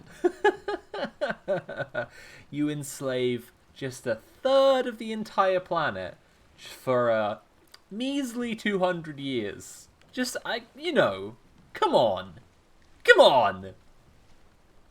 Mark is saying that they're from the West Country, which means what you did was actually quite offensive there. That's Jess. true. You did actually get it quite wrong. Yeah. I apologized beforehand. You go, You need to it's do more like it's more like, all right, my lover kind of thing. You need to do like Sorry a for being English. like a but olives is pirate, I posh guess. food where I'm Jess, from. would be your cultural, or Samwise Gamgee would be probably. What? Mr. Frodo. Yeah, you need olives to- is a posh food where I come from. There you go. I'm from America. We have like one British accent. It's like just throw something at a wall, and as long as it sounds Americans- somewhat British, then Americans you're have good. one British accent, and it's Australian. I can't do an Australian accent. Sure, you can. You It's just either- did it's either one. RP or When they you do try and Cockney, do right? when you try and do Cockney, it's what always comes out for What's Americans. Cockney? What you were Cockney trying is to the do. accent you were doing. Yeah. Oh. See, this Well, is actually, just like it weren't way. really. You were doing like more of a Dick Van Dyke. Right. This is just like way. You have no idea. I have no idea what you're saying to me right now. Well, it's My Is there a accent- place my called accent is more- Cockney in No, in so the UK? Is that what's happening right now? A Cockney is somebody who was born within the hearing distance of the Bow Bells, which is like a church in East London. yeah, it's So a yeah. it's a traditionally working class East London accent. But when we get down to like people within the same city having like wildly different accent, like regional accents, that's when Americans are gonna get fucked up. Like Liverpool and Manchester are one city at this point. They're a conurbation. They've blended together, and they are very fiercely territorial. Yeah. Incredible. So my accent is closer to the accent that you were doing because I grew up in East London, so and spent my best part of a decade in Essex. So I've got this estery East London-y twang to my voice, and I can go a little bit posher if I want to, if I want to be more understood. Nat and I were calling with an American friend the other day, and she was making reference to my Scouse auntie character that I did on Twitter in a couple of videos based on my real life Scouse auntie, and she couldn't remember what the word was, and she just said like Sussex, and I was just like, and that's the thing, to English people watching, or to British people generally watching, that's going to be like really glaring about why that was funny, and it's just like. Yeah. Yeah, Americans. That's Fools. very posh Southern Oh accent. my It's just God. very. It's That's just why I only make my accents from Cockner. Jesus Christ. But yeah, it is a weird phenomenon. I think we actually have the densest like regional dialect of like anywhere in the world, I think. Like the fact that we can have people with and it's specifically the north as well is where it really stands out, but like the UK generally has the densest packing of like different regional accents. Yeah, that thing of just like people being able to tell like whether you're from, I don't know, Wolverhampton or Birmingham, I guess. Yeah. You know, it's pretty Or nuts. Newcastle, Right, yeah. Sheffield, they have really distinctive accents. I mean, Yeah. you have some overlap. Like places that are close together have similar bits and bobs, but they're still also very distinctively of their area. Mm.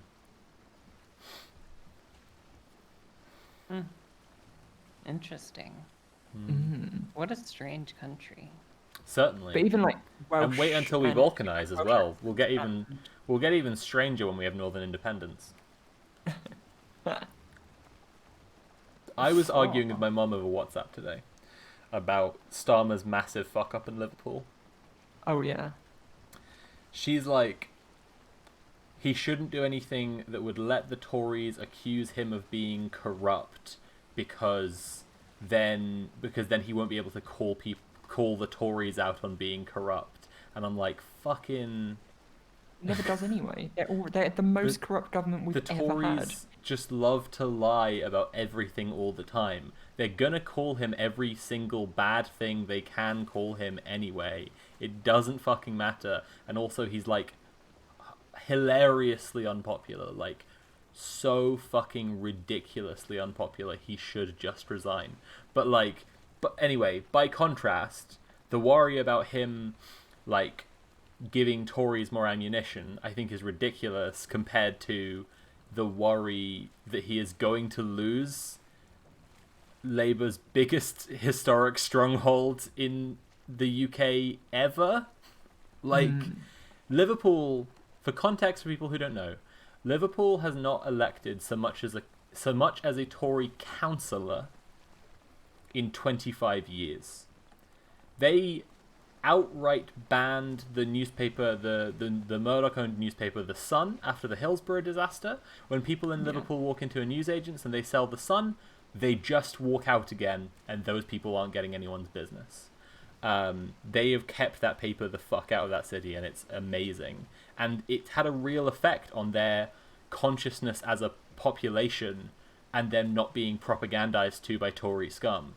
And as such, like, you know, from 5 years after the Hillsborough disaster, 1994, until now, 25 years or more, isn't it? They have not elected as much as a Tory councillor. And they've been this massive Labour stronghold. And now Keir Starmer is backing the Tories stepping in and, like, just seizing control of Liverpool City Council directly because of the mayoral corruption scandal. And it's just like, you fucking absolute muppet. Like, what are you doing? It's like, horrific. It's ridiculous. And so no pity for Starmer at this point, because he is just like the butler of the Bullingdon boys. Don't give a fuck. But like he's fucked himself so badly. Like, Labour is so fucked. And, you know, I'm not happy to see it, because I think that they're, you know, in our two-party system, they are the ones with the best possible chance of beating the Tories. But also, they've incredibly got it coming after the right wing of the party deliberately sabotaged Corbyn in 2 elections. Yeah. That they now are in opposition, and they're just, like, hilariously unpopular. Like, Jesus Christ, what a mess. Anyway, it is a clusterfuck. And yeah, it looks like Liverpool might go to Northern Independence. What was the other one that looks like it might go Northern Independence as well? The one that's having the by-election. I'm not sure, but Twitter gives a bit of a skewed picture. What I think might end up being more popular in Liverpool is Tusk, which is the Trade Union Socialist Coalition. They've got a mayoral candidate called Roger... I can't remember his name. Roger something, and he's very popular, and there's a lot of talk about him. I think that Northern Independence Party is a protest party, and people like to meme about it on Twitter. I like to meme about it on Twitter, because the idea of Northern Independence is, like, beautiful. Like, just after decades of Tories fucking the North, like, is just the idea of the North just, like, separating out from this shithole we call England is just beautiful. But I don't think it's really going to happen. But I think the idea of Tusk getting in, and just a, like, openly socialist trade unionist party, that would be awesome, and I could see it happening. Yeah, because isn't it Liverpool also where they was it Liverpool where there's some people coming up for election, and Labour did the shortlisting process, and then they, like, the party leadership didn't like the candidates that had been chosen, the one that was gonna win, right? Yep. So there's this woman who was definitely going to win. Yep. You got it. The candidacy. And so what they did was they just recalled the selection process and just put someone of their own. That is in Liverpool, and they, under the claim of trying to protect democracy, Starmer just, like, rejected the shortlist under the claim of trying to protect democracy, because the people were democratically favouring a black female socialist candidate for mayor. Isn't that a familiar one? Liberals claiming to be protecting democracy, and what they're really doing is anything they can to stop socialists from gaining power. That's funny. I feel like I've seen that before somewhere. It's kind of a familiar one. It is a clusterfuck. But yeah, so I mean, they went from. So they've had this corruption scandal, which is, like, the mayor and a bunch of council members were, I think, giving mates rates to land, like, private property developers, and now, so they those lot are gone. They were Labour. Labour had an incredibly popular candidate who was a councilman, so already had experience in the area, already had experience in Liverpool City Council, was a black female socialist, very popular with people, and when it looked like she was going to win it, Starmer just rejected the shortlist, and then after rejecting the shortlist, put up 2 fucking stooge fucking crony candidates that are just his guys. Yeah, not even from Liverpool. Yep. Just 2 of his guys. Everyone hates them. They've now focused on a third candidate who, is actually popular there and actually is what people in Liverpool want. What's his name? Stephen Yee or something like that. And now, because they didn't pick either of his cronies, Starmer is backing the Tories seizing Liverpool City Council directly, which is just disgusting. Like, what kind of opposition is that to just support the government being like authoritarian fucking like dictators? Just horrible. Yeah. But I mean, yeah, so the thing is, Northern Independence like has been a meme up to this point, and I was just saying just now that it is a meme, but I think like while I don't think it's going to happen, I think we'll start seeing some Northern Independence people get into like local council elections this. Which is exciting because the leader of the Northern Independence Party is actually a trans woman. It's the first we have never had a trans MP, so if it was possible, right? Yeah. We might end up with a trans MP off the back of that, which would be just nice. Just a small nice thing. Yeah, I don't think Northern Independence will happen. Right. But as a protest, option on the ballot, yeah, I think we could see people who support it. Yeah, of like 30% of people in this by-election, which is happening at some point soon, are going to vote for Northern Independence. That's cool. That's cool as hell. And those numbers can only, Starmer is historically and hysterically unpopular. Blair, who is a Tory and a war criminal and should spend the rest of his life in a fucking dog kennel playing with dog toys filled with peanut butter until he learns to fucking live in society in a non-harmful way. That was just a quick aside about who Tony Blair is, if people don't know. Said that Corbyn should have been 20 points ahead when Corbyn was in. Right, if that logic applies, right, to Corbyn, who was ahead at the time, who was polling ahead, but Blair said he wasn't doing enough. With an enormously hostile, 10 times as hostile but he said, environment. Yeah, absolutely. Hugely hostile environment. He was challenging the Tories non-stop. And according to liberals, challenging the Tories is making you unpopular. That's why Starmer isn't doing it. But Corbyn was challenging the Tories non-stop and was ahead because spoiler, they're wrong about that. Challenging the Tories actually makes opposition parties more popular, because that's what they're fucking there for. Anyway, but Blair said that he should have been 20 points ahead. Starmer is like as much as 20 points behind in some areas, right? In some areas of the country. Like, he's polling that fucking badly. And nothing from Blair, who is a war criminal and should spend the rest of his life in a dog kennel playing with dog toys filled with peanut butter until he learns to live in society in a non-harmful way. Just a refresher on who Tony Blair is. War criminal, Tory, scum. But none of the same people saying that Starmer should be ahead while the Tories are killing 100,000 people through this pandemic. Like, how? How is he this unpopular? Like, how? It's just shocking, honestly. Like, it's like, he also, another thing about him is like he was Mr. Remain. Like, he was really in there as the guy who's like there for the people who wish we hadn't voted Brexit, as opposed to the people who are just like, well, we did, so we just gotta get on with it now. I didn't want us to leave the EU, to be clear, but I just know that we're not. It's all just a fucking poisoned well. It's like the biggest reason why Corbyn lost the 2019 election, and talking about it anymore is only going to make Labour more unpopular. Yeah. Oh, piss! That's another sea serpent. Yeah, the really frustrating thing around Brexit with Corbyn was everybody who was pro-Brexit thought that he was anti-Brexit. Yeah. And everybody who was anti-Brexit thought he was pro-Brexit. And I'll tell So you, there was no way that he was could win because on of that. lying.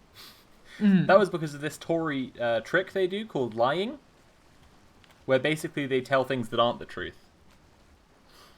They Wait, tell you can people just stuff, do that? but it's like, it's not the truth. Well, you can in the UK. I'm just to be You clear. can here that- too. Oh, you can very much do that in America. You can do it more in America, frankly. They don't. Reagan cut the fairness doctrine, and then that gave rise to like Rush Limbaugh. No, but like, yeah, it's just because of fucking lies. Like, I do remember my mum saying that like she didn't know how Corbyn had voted when in the referendum, and it's like, well, he campaigned against Brexit and said he voted against Brexit. But how do you can't really know for So- sure. It's an anonymous Well, there was a poll. there Like, was a he could have voted significant anything. there was a significant-ish socialist leftist sort of argument for Brexit, which people occasionally used around the time of I'll like, just be a bit blunt here. There wasn't really like not for no, not for what we call I understand. not for can what I- we call Brexit. There are a lot of very fair criticisms there of were the E people that EU. were arguing for it. Who were thinking, oh yeah, like the EU is a neoliberal hellhole, right? Right. So if we have Brexit, we can be a massive, wonderful socialist utopia. But the reality is that wasn't what was being put on the ballot, and anyone who was talking about it was a fucking idiot. Right. Right. Have you seen George Galloway's party? Oh, which one was it? Is it Respect or something? It's like he's done a few things now, but like the current thing is like the traditional workers' party or something like this. Something God. that's fully like one of the translations of the Nazi party before they were the Nazis. Like some just really fucked and like yeah, he's and on top of everything he's a TERF. Yeah. Like he's doing a bunch of like red brown shit and it's really disgusting, and then he's like, and then just for the cherry on the cake, like he's also a TERF. The only thing literally the only thing that comes to mind when I think of George Galloway, I know he's a terrible person, I know all the bad things he's done, but all I can Celebrity think Big about Brother. is the time he was on Celebrity Big Brother. There's the cat thing, right? The cat. Oh god. Oh god. Hey That's Jess, the do you want to only see thing- some that's shit? the Jess, first do you want to thing see and some the only- fucking shit? I was a child when I saw that. Oh god. Jen, can you put the link in the pals Discord and so Jess Yeah, can sure. see George Galloway being a cat? One of the most cursed videos that exists. All right. Oh god. Oh god. I was gonna say I just that, clicked on like, it and no it's already wonder. saying 50 seconds in, so I have watched this video before at some point in Oh, the no. recent past. No wonder that COVID's going so bad over there. You've got so many parties going on.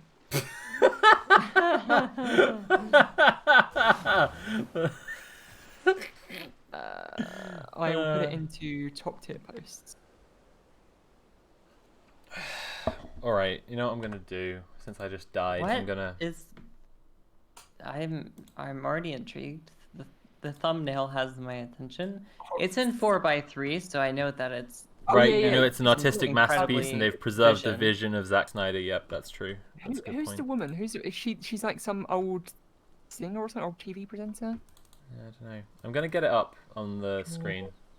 Galloway. But actually, you know what I'm gonna do? I'm gonna go and grab my MILF pill, and then I'm gonna come back and show everyone George Galloway being a cat. So, what we need is the intermission screen. Where is it?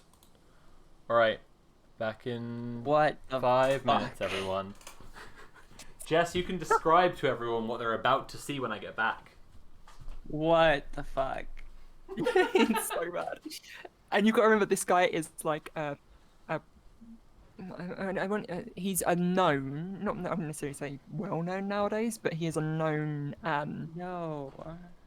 like reactionary political figure. He started parties. He appears on like new things and The noises, stop.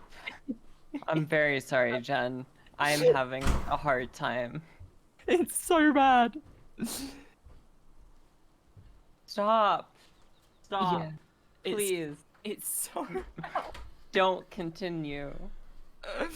That's it. So I don't know. Well, I know why he went on Celebrity Big Brother. He went on Celebrity Big Brother to increase his profile, right? All right, hang on.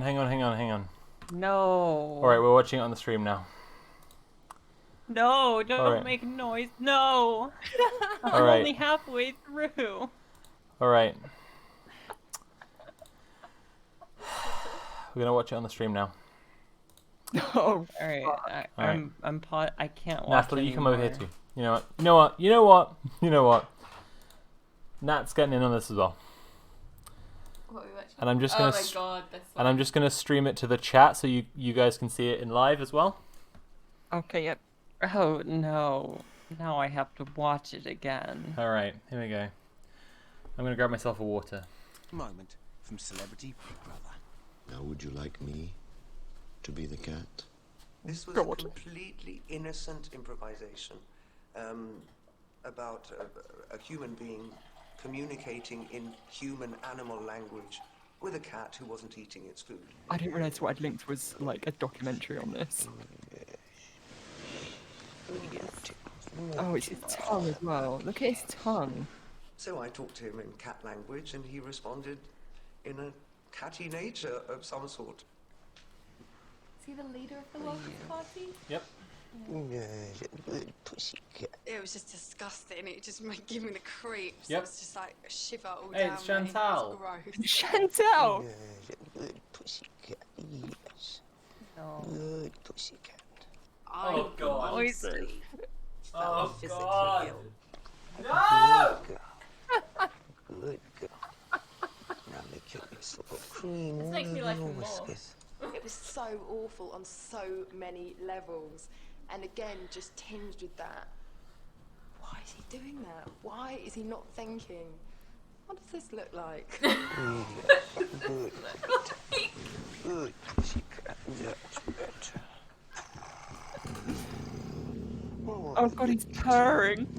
I know, honestly this is where I thought- pause. Thank you, George. Thank you. I could never have destroyed you the way you have destroyed yourself. That's how I feel. I could never have destroyed you the way you've destroyed yourself. I'm gonna go get. But I think his argument would I'm gonna go be, post this well, link he asked us underneath to do his it, so shitty we did it. tweets. Being alone. I'm gonna go post the link to this video underneath all his tweets. Obsession with pussies. Destroyed you the way you I mean, I destroyed think a lot of people yourself. are obsessed with pussies, and maybe George is just one of those, you know. I didn't realise quite how deeply Mr. Galloway was going to throw himself into the improvisation, and I was absolutely gobsmacked when I saw the photographic evidence afterwards, which will probably follow me until my dying day. George Galloway did seem Yep. quite shocked when he came out and Davina showed him all the headlines. I'm sure he thought they'd be, front page of all the papers. Isn't George Galloway brilliant? Don't you wish he'd win Big Brother and be Prime Minister and everything? God. George, I see you biting your lip nervously there. Wow. Your media He'll be is meowing at fucked. him. What the whatever fuck? he does. Yeah. These days, when he dies in his Why is this on the obituary, it front will page be of the mentioned. newspaper? He will What the never hell? Our escape tabloid newspapers from are that, Yeah. insane. nor It's should he just be allowed to. disgusting and Be nice to weird. hear his side of the story, wouldn't This it? was also not like funny. peak, like this is like 2003, 2004, Blame where I think they were We did invite George particularly to appear on cruel. the programme. Yeah. Well, Unfortunately, alright, he was this is actually a thing I was talking about with Natalie the other day.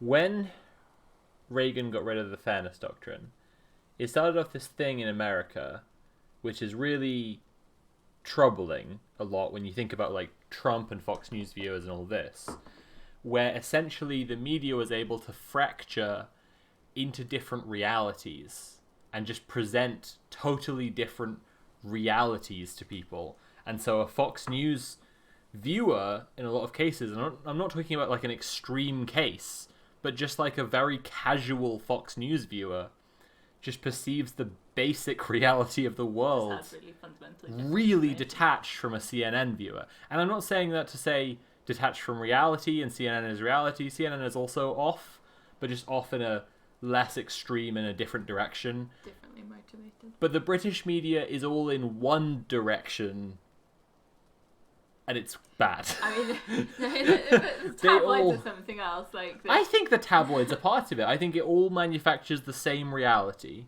and the British public sees all the same reality. I definitely think the set of information that they're trying to convey and work with is basically the same. And this is what we were saying the other day. Styles. This is what Rob Delaney, who's an American comedian who moved to the UK, meant when he said all British media is Fox News. Yeah. He said all British media is Fox News or worse. And like that's a fucking worrying statement. Yeah. But like I think that's what it refers to. Like, remember Pastygate? Who remembers Pastygate? Jesus Jen, Christ. Do you remember Pastygate? Yeah. Yeah. Yeah. Yeah. The media had the Labour politicians running around doing photo ops in bakeries. Otherwise, you hate the working class. To prove that they're man of the people. Yeah. Well, there was also like this is the most stupid thing. One of a big reason why Ed Miliband lost his election is because of a photo of him eating a bacon sandwich in a weird way. Yeah. And Natalie always points this out, and it's super true. There's a very obvious anti-Semitic side to that whole thing. There was worse anti-Semitism. It seems just quite silly, but it is like but very obviously like because he's Jewish, him eating the bacon sandwich. They're like, look. Also attacked his dad. Yeah. Who was like a refugee, I think. Like he was. Wasn't Jewish he like immigrant. a kinder transport guy? I'm not sure. Okay. As like an enemy of Britain, they were like this guy, the man who hated Britain. Yeah, that was it. That was like literally a headline. These are the kind of bizarre things that they write that they think like.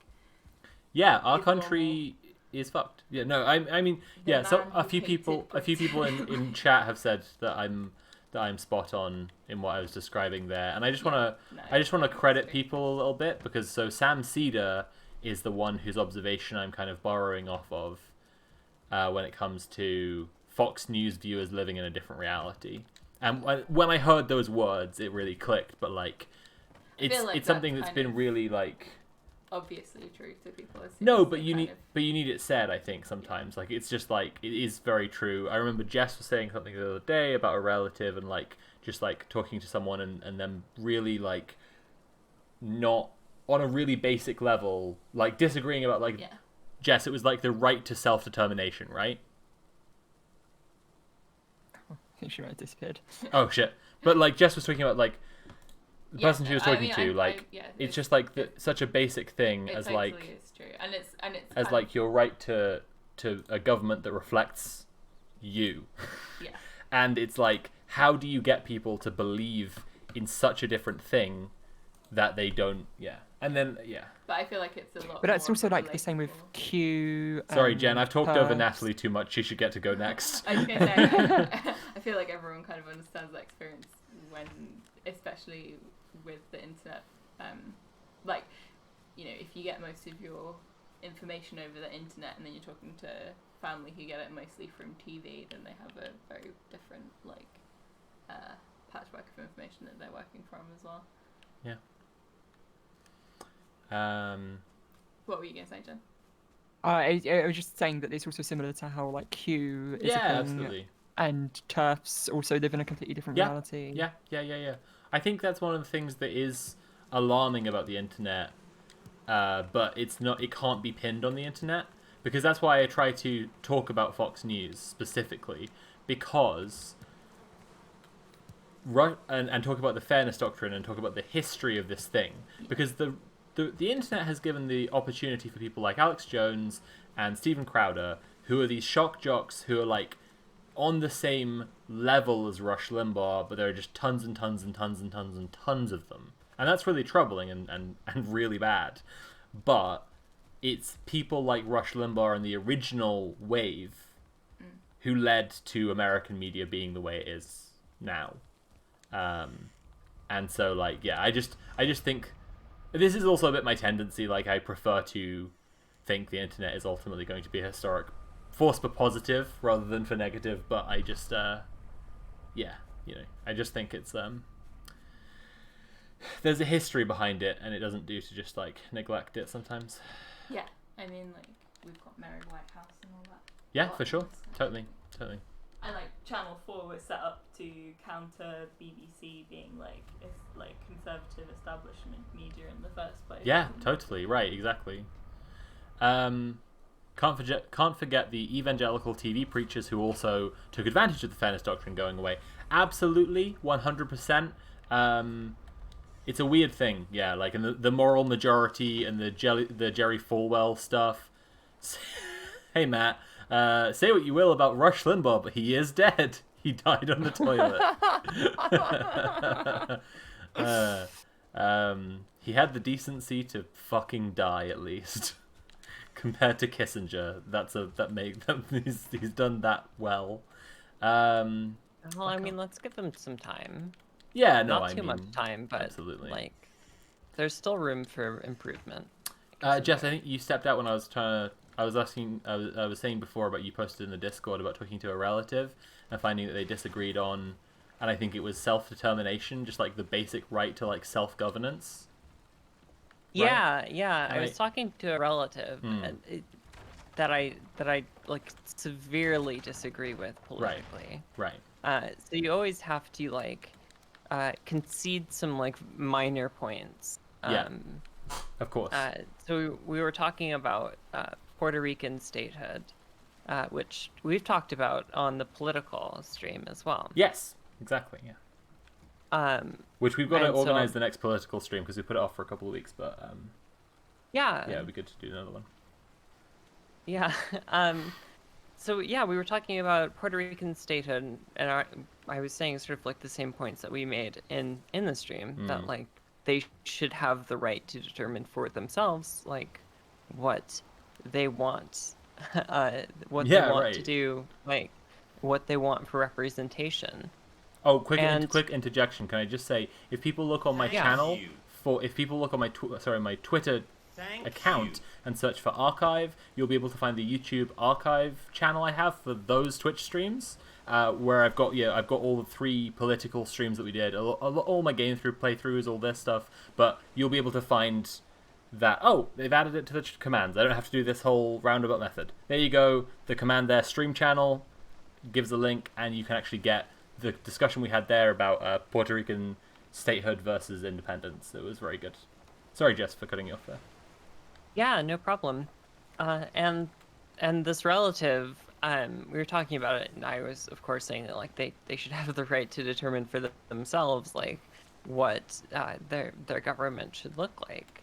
And my dad just, I guess I've like spoiled who my relative is. It was my dad, but he was he just like didn't agree that they should be allowed to be a state. Right. For purely like political reasons. Isn't that the whole point of America, though? Is taxation without representation? Nominally, yeah. That's what I like. I thought that I could go that angle, right? I thought I could go like founding fathers, like this is a basic right that they fought for. Right. Like this is something that shouldn't be a sticking point. But he just is like a total like realpolitik. If it doesn't help us as like a country and specifically like as like Republicans, then Jesus they Christ. shouldn't be allowed it.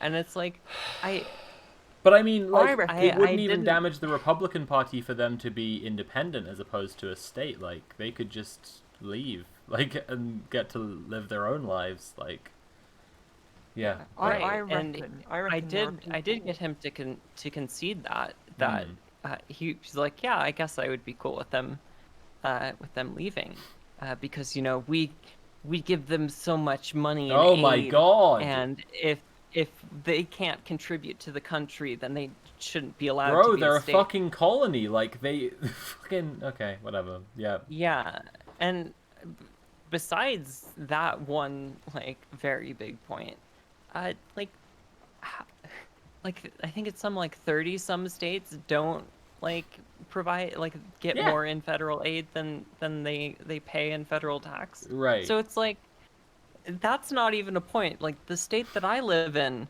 is one of those states. So I'm Right. like, should we not be a state then? Yeah, I mean, it's a thing I wanted to kind of bring up partly because I think because I talked on the stream as well when we were talking about Bill Gates on the stream. I said that the day before I had actually had an argument with my mom about Bill Gates because I'd said, "Hey, I'm going to do this stream." I was just chatting about my job, and I was saying I'm going to do this stream tomorrow, and I'm going to talk about this book that I've been reading, and it's really frustrating because Bill Gates is like, it's propaganda, and it's trying to save capitalism, not save the world, trying to get people to believe in Bill Gates's vision. And she just like kind of doubled down to this position very, very fast. It was a really weird thing. Like she very quickly went down to this position. Like her position being, I think he's done more good than harm. And it was just like she didn't want to hear anything more about it to some degree. Just like, I think he's done more good than harm in the world. And I know that like the idea that like the argument like being a billionaire is morally indefensible is not gonna make any progress with her whatsoever, Yeah. But I don't know, it was just a weird one. Like, I'm in the middle of trying to explain like, he's spinning a narrative to try and get people to buy in on a green neo-colonialism, which is what we ended up discussing in the stream, I think very effectively, and I, to some degree, wish my mum would watch that, because I think I explained it a lot better there than I did in my Zoom argument. But, like, yeah, I'm trying to explain that, and she just really, really quickly retreats to this kind of, like, stronghold position. Like, you can't... I guess that's it. It kind of feels like the Mott and Bailey argument, you know what I mean? Here's my point that we definitely agree on, and then here's my really unconnected point that I'm going to treat like it's connected, and it's not really defensible, but because we already agreed on something, then we must agree on this other thing too. Do you think that there are some people who find it difficult to accept that people can be just really bad people without outwardly being like how you would expect a bad person to look like in a film? That's what's really tough. Exactly. I'm trying to explain. I think yes. I think that makes up the single biggest difference in thought between leftists and just about everybody else. Frankly, is that it's like a systemic analysis versus an individualistic analysis. So if we're talking about Bill Gates, whether you're a conservative or a liberal, or just for fun, a libertarian, then you think we're talking... Libertarians are never just for fun. Oh, for me they are. Then you think we're talking about Bill Gates, but we're not. We're talking about the effect that Bill Gates has in the world. And you think, and then especially if you get specifically into the liberal mindset, right? Which specifically into the carceral mindset, they think that if we are morally condemning Bill Gates, if we are saying things like all billionaires are necessarily morally bankrupt, it is morally indefensible to be a billionaire, they have this carceral mindset where they think we're saying they have to go to jail. Actually, I don't believe in jail and would like to abolish it. So what I mean when I say being a billionaire is morally indefensible is that they shouldn't have that power they have, And it's a weird thing because it kind of ties into cancel culture as well. Like, when people are trying to cancel, right, a rich and famous celebrity, they're trying to say this person shouldn't have a huge platform where they get to communicate their really shitty ideas to a lot of people. They're not trying to say this person should be beheaded, Yeah, so what you're thinking insert Hans Mollman saying... The smiley guy who jumped over a chair once. Right. Insert Hans Mollman saying, I was saying behead Bill Gates in Minecraft parody non-actionable. But, It's just like, it's not about the guy, the smiley guy who jumped over a chair once, right? Exactly. It's not about that. It's about his place in society, and that place in society, i.e. a billionaire, should not exist because it is an indefensible thing to generate. To generate $1 billion in the possession of a person, that can't be done morally.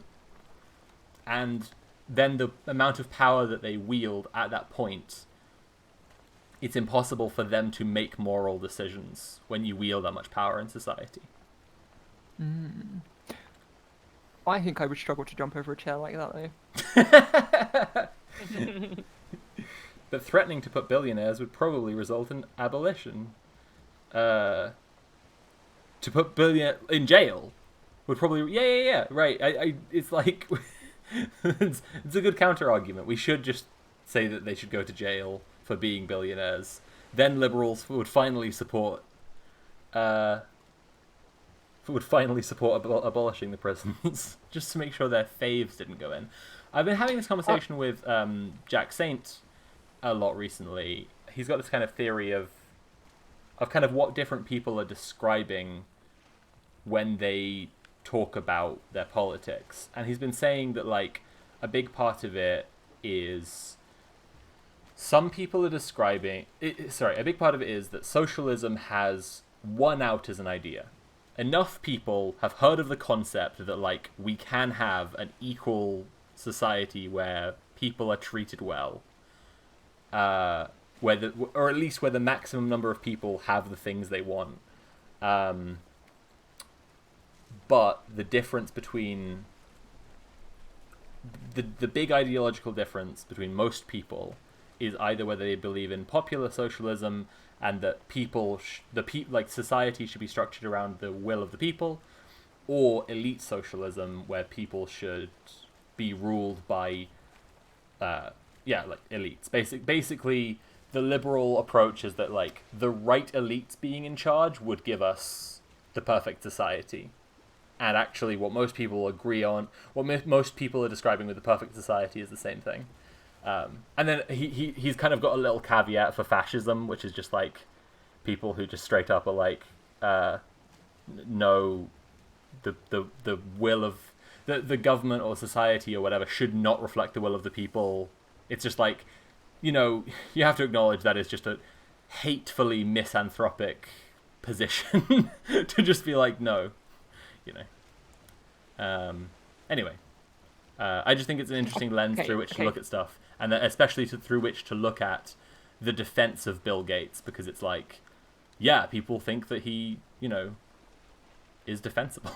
People think that he... one of the good ones. Think that he's... Yeah, one of the good ones. People think that he's one of the elites who's going to bring about the good times, basically. Okay, thought exercise. Imagine you go to bed tonight and you wake up and you are suddenly in the body of Bill Gates. How do you get rid of all his money? What do you do? I mean, it's an interesting one. Probably, like, to do the most good that you can, a lot of it would just be about kind of trying to use the money to lobby politically, largely just putting big ads out being like, join a union. A large part of it is his platform, frankly. Like, you know, he we covered this a little bit on the stream, and I don't know if we found this out afterwards. I think I found this out afterwards, actually, but the book isn't even written by him. It's ghost written. Of course it is. Why would he write his own book?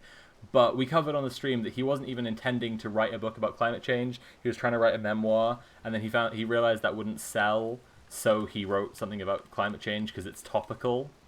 Absolute scum hours. But he, you know, and then despite that, it is also like, you know, propaganda for why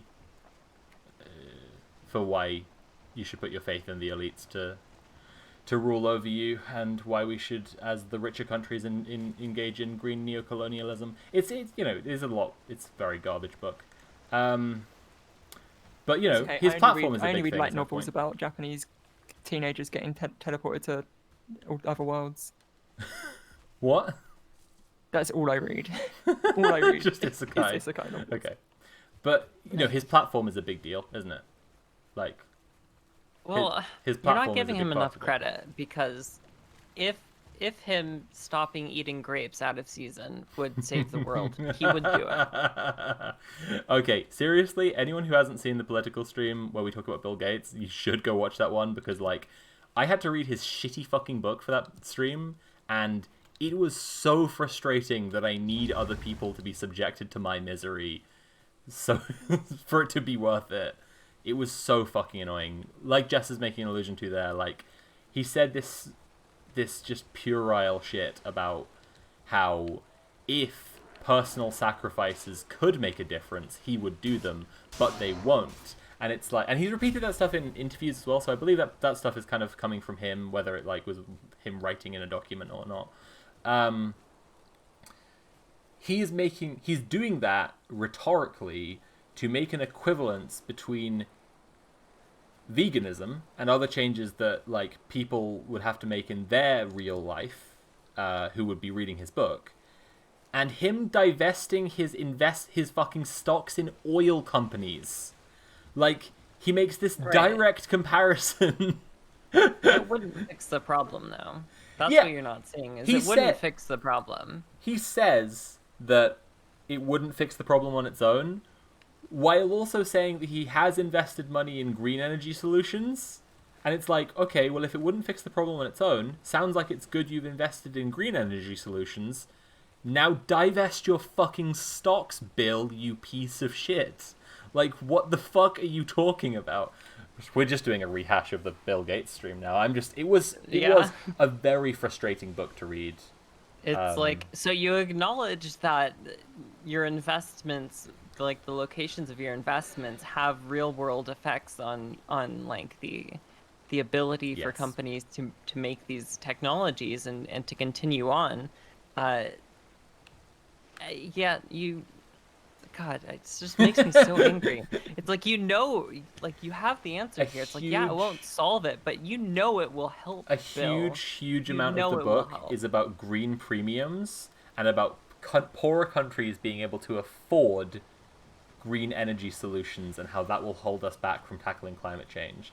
And it is so fucking frustrating, because what would make poorer countries able to buy those green technologies to help tackle climate change is either money not existing and us just doing it to save the fucking planet, or, you know, trying to be a bit more realistic, pay those countries back all the fucking, like, cancel their debt. Like, colonized countries are paying a bill currently for having been colonized to richer nations, right? They don't, like, cancel poorer countries' debts and they'll be able to afford green energy solutions. The solutions are fucking all political. In the first fucking sentence of the book, he says that the economy has slowed under COVID pandemic, which has decreased climate change, and it's just like, oh, you fucker, then capitalism's overproduction is the thing that we have to stop. Obviously, you absolute fucker, and you admit it. You completely admit it, and you just carry on with this other drivel instead. It's so frustrating. It was a very frustrating time. I hope that's coming across to everyone. We had a really frustrating time discussing this book. It was really bad. Frustration. Check out the archive channel. Go to the archive channel. Watch me get angry. It's really bad. He does this whole... Okay, I'll focus on the one that was, like, to me, the most personally, like, upsettingly frustrating. Was when he told the two hypothetical anecdotes about the farmers. One being a poor Appalachian farmer. Yeah. And the other being a poor family in India. And he said, you know, and this is true, the poorest billion people are largely farmers in the world. And that's why he's focusing on farmers there. And he says that, you know, this poor Indian family, a drought will come and knock everything out, and it's terrible, and your neighbor's killed himself because he can't provide for his family anymore, and all this stuff, and there's just a pipe that, like, only drips out a little bit of water once a week. And I was saying on the stream, right, specifically Indian water infrastructure is so fucked over by neoliberalism that like for poor people, water costs like 10 times as much as it does in rich areas. So the idea that this pipe just only trickles out a bit of water every once a week or something, it's like, yes, the problem there is fucking capitalism. But it gets worse. It gets worse on the Appalachian farmer example that he said first. Because in that example, he imagined an Appalachian farmer whose crops are wiped out by a flood. And in this flood, even the rail lines are covered, so he can't transport what he has to market to just sell it off to cover the damages. He can't feed his cattle, he can't transport them anywhere, he's just got to like put them down. It's awful, it's devastating, and he has to sell the farm that's been in his family for generations. Now, what might occur to you about a flooded farm would be the immortal words of Harriet and Splimby. If this farm is underwater, who are you going to sell it to? Fucking Aquaman? No, as it turns out, not Aquaman. Guesses in chat what the plot twist is here. Because you need to sell it to someone who owns a lot of farmland and therefore can operate a large-scale farming operation where some farms that are going to flood don't grow stuff, and some things that and other farms that are not going to flood, they're the ones you grow your stuff on, right? So in other words, a large third-party operator could handle climate change in that way, where individuals owning their family farm will be forced to sell to that third-party operator. Quick note, alternatively, those farmers could be in a cooperative or a union and they would do great, but someone doesn't want that. And this is the point in the stream where I may as well ask Jen, do you know who the biggest owner of agricultural land in the United States is? Is it William Dorr? It's a different William. Do you want to guess a different William? It's not Prince William, is it? No, it's Bill Gates. It's Bill Really? Gates, the man That's a shock. ostensibly writing the fucking book. He's the guy who buys that poor Appalachian farmer's land in the story. In his sob story about how bad it will be for poor farmers, he's the one who buys their land. And then, let's just be real about what happens next. They then work for him on their ancestral family land. Like, as has always happened under all fucking serfdom and under capitalism, when he buys that land, he's not just sending that guy packing. That guy will now work, but like, for a pittance, instead of for the profits of the farm. And Bill Gates will take the full profits of the farm. Bill Gates doing his part to help the environment by prolonging the pandemic by convincing vaccine companies not to open source. Yeah, we brought that up too on the stream. It's a frustrating goddamn time. Like, and this is what I was saying as well about like my argument with my mum about it. It's like, he's done more help than good in the world, and I know part of the reason she thinks that he's like helping and is a good guy is that he's talked publicly about pandemics and vaccinations. But it's like, then why the fuck did the Bill and Melinda Gates Foundation try to stop them or force them to patent the vaccines, stopping them from distributing them around the world? If he's so good and so invested just in like public health and helping everyone, it's so fucking just infuriating. It's just an infuriating time, and everybody go watch the stream. There you go. I've shared the most frustrating part of it. I think I'll stick to my isekai light novels. I don't know. It was good, though. In my isekai light novels, we don't have any capitalists. We just have people turning into slimes and monsters and stuff. We have someone turning into a slime in the chat. That's, you know, we have Thought Slime right here. Oh. But I'm saying that they do. I thought you meant me. I'm like, yeah, the COVID vaccine is like, I feel it kicking in. What do you have? Do you have a sore arm? I've got like 10% into bimbification, I'd say. Your estrogen levels have raised. Yeah. Yeah, Lily's just got the vaccine as well, and she was just saying she's got a really sore arm. That's like the main thing. She said that she got. I don't know what the the things you're supposed to watch out for with the vaccine. Sore arms are relatively common. My mum's a pharmacist, and she's had both of her vaccines now. She was saying that it looks a little bit like if you've already had COVID, you get some pretty nasty side effects. Oh, shit. You get like a day of feeling really bad, like tiredness, That's rubbish. temperature, basically being bedridden again for a day, and you're back to normal. Because a lot of people on their second vaccines are getting that as well. Huh. Dang. That's annoying. Yeah, but it's better for you to have one day of feeling a bit shit than Well, I mean, obviously, yeah. a month in hospital. Yeah, of course. But yeah, I've heard that, like, from her experience with like all of her colleagues that have all got on it, because she works in a hospital as well. So all of her colleagues got it like 3 months ago. Right. The people who had COVID got quite bad side effects on their first one, and everyone who hadn't had COVID didn't get side effects at all apart from a sore arm on their first one. And then the second one, people tended to get a day of not being great. Right. Morrigan, thanks for the raid. Welcome to Morrigan's party of 9.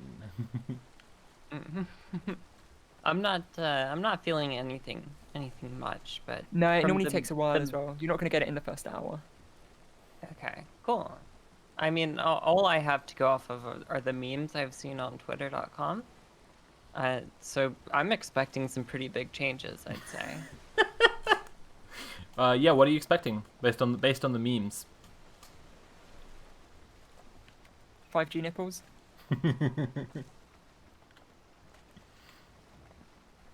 They'll be able to track you wherever you are. If you go onto your Google history. That's true. If you've seen the TikTok, you know. Oh, I don't know this TikTok. It's I'm the not one down about with the kids. rejecting the vaccine. If you reject the vaccine, you'll be killed. Do you remember that one? It was huge. Everyone was watching it. I'm not down with the kids. I don't know what a TikTok is. It's basically Vine, right? Yeah, it's basically Vine. Yeah. But not as good because it's stuff, music. And it's all like music and stuff, and they all dance and.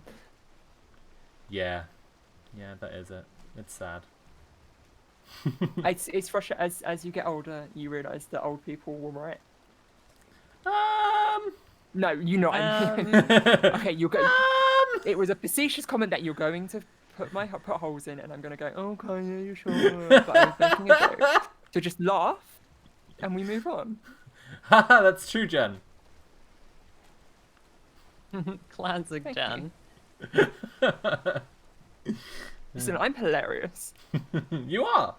I just disagree with that. I'm heavily edited as well. Sometimes I'm like, I was like on the last stream, I was comparing streaming and podcasting. Like, I just like chatting about stuff that is easy content when you're a content creator, and then I was saying about like wishing that I had that kind of podcast, and I was like, yeah, it's fine. I just stream and chat with friends. But now I've realized the other side of that comparison, which is like, you've been to like a radio show or podcast recording. It's just like it's the podcast, but with all the boring bits left in. Like all the bits they usually edit out. Yeah, you're getting a real treat to listen to the shit bit. Hey. Yeah, you can't repeat jokes when you're live. Sad. When you're recording, you can try the joke in different places and just cut the right one that works. I try the joke about 10 times until people are just furious with me. Yeah, and you can also this is a fun one. You can cut people's laughs to something that someone else said, which was much funnier, and put it after the thing that you said, so it makes you look really funny. Yeah, I had a Twin Peaks rewatch podcast a little while ago with Sarah Zedig and Lily, and I actually had to do that a few times, and it was like really funny to just like I was only swapping out like the same sized laugh for a different place because it sounded cleaner. I never inflated anyone's or deflated anyone's laugh that they got for a joke. Wow.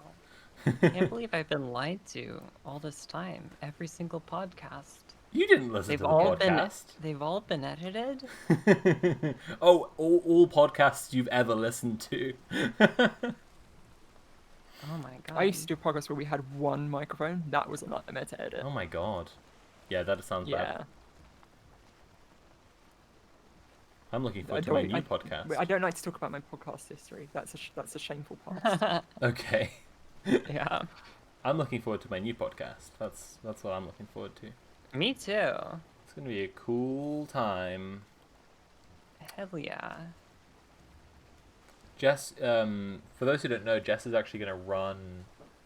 So, people probably know that I'm doing this Vampire the Masquerade limited series podcast, but that's part of a bigger project where I'm gonna do different systems, and it's a kind of research and also play examples and also entertaining fun time related to Rolling with Rainbows, my series with Jess, and which you might be able to get through a Twitch command, but I cannot remember now because my mods have added too many commands in and I can't remember them all. But yeah, we're doing different systems and different series. That's the Discord. Yeah, so close. Tragic. But Jess is actually going to run a Star Wars tabletop system for a later series after the Vampire one, and I'm really pumped about that because I love Star Wars. Evidently not as much as you, because you have all the tabletop systems and everything, and the excellent Kylo Ren cosplay. But I do love Star Wars a lot. Yeah, I like Star Wars as well. Kind of. It's kind of. I've seen Star Wars before, is what I'm saying. Yeah. What's your favorite war in Star Wars? Ooh, good question. Ooh. I really like the droid attack on Wookiees. I can't believe this is happening. And why is this happening now? No. But I like the bit in that bit where Yoda just unceremoniously just beheads 2 clone troopers. He's just like mercilessly. There's no. He didn't really like. There was no. He just felt some stuff in the force and was like, "Okay, I'm gonna behead these 2 people that I've been working with for the last." He felt in the force that they were going to come and assassinate him. Let's just be fair to the little green boy for a minute, Jen. He felt that they were about to. That little gay frog. He felt that they were about to murder him with guns. And that's not a nice thing to do. Yeah, but surely you lightsaber the guns. It's tit for tat, is what I'm saying. They were gonna. Well, of course, yeah. Yoda knew that the end was coming. Of course, as we know. Oh yeah, because he could see the runtime on the film. No. Because of course we've all seen the Star Wars, the Clone Wars television series. Of course, yeah, we've all seen that. Yeah, no, you don't even need to. I would say you don't even need to recap. It's obvious to us. I agree with your point. I just agree with your point. In which Yoda is contacted by the half Force ghost of Qui-Gon Jinn to go and discover one weird trick in order to live on as a Force ghost, because Qui-Gon can see that the end is coming, and so needs to teach Yoda this trick on becoming a Force ghost before it all goes down and Yoda is forced to leave. I think my conspiracy theory is Qui-Gon's ghost could have done more to stop the Jedi Holocaust. Investigate Building 7. Qui-Gon, I would think so. Qui-Gon, it was an inside job. Qui-Gon did Order 66. That's my Star Wars conspiracy theory. I'm going to bring this into the tabletop now. I'm going to make some my... Steel beams? They that's can. a You've really seen it happen. interesting question. Because of course we need to think about what is steel in the Star Wars universe. They absolutely have steel in the Star Wars universe. They have Durasteel, don't they? Yeah. Exactly. Which implies stronger than steel. So if we imagine that steel is Durasteel, like there's a 1-to-1 crossover, then no, it wouldn't be. A lightsaber would be able to melt it. But there are some materials that are resistant to lightsabers, like not cortosis. So really, it's out because we don't know if it's a one-to-one comparison. Durasteel could be is cortosis. steel, but more durable. What are you talking about right now?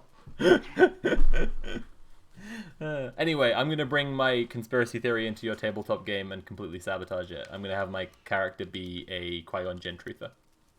That's alright, it wouldn't be the first time. wouldn't be the first time that I've completely derailed your tabletop plan. It wouldn't be the first time that you completely sabotaged my tabletop. I don't get invited to too many tabletops because I tend to ruin them. Aww. I mean, I did create a character called Camel Toe. That's not ideal. It was a camel person though. I was gonna try and counter better. it by saying that you could come on my podcast, but then you told me about camel toe, and now I'm like, I don't want you coming on my podcast and doing camel toe. Who's the other person I created? I can't remember what his name was.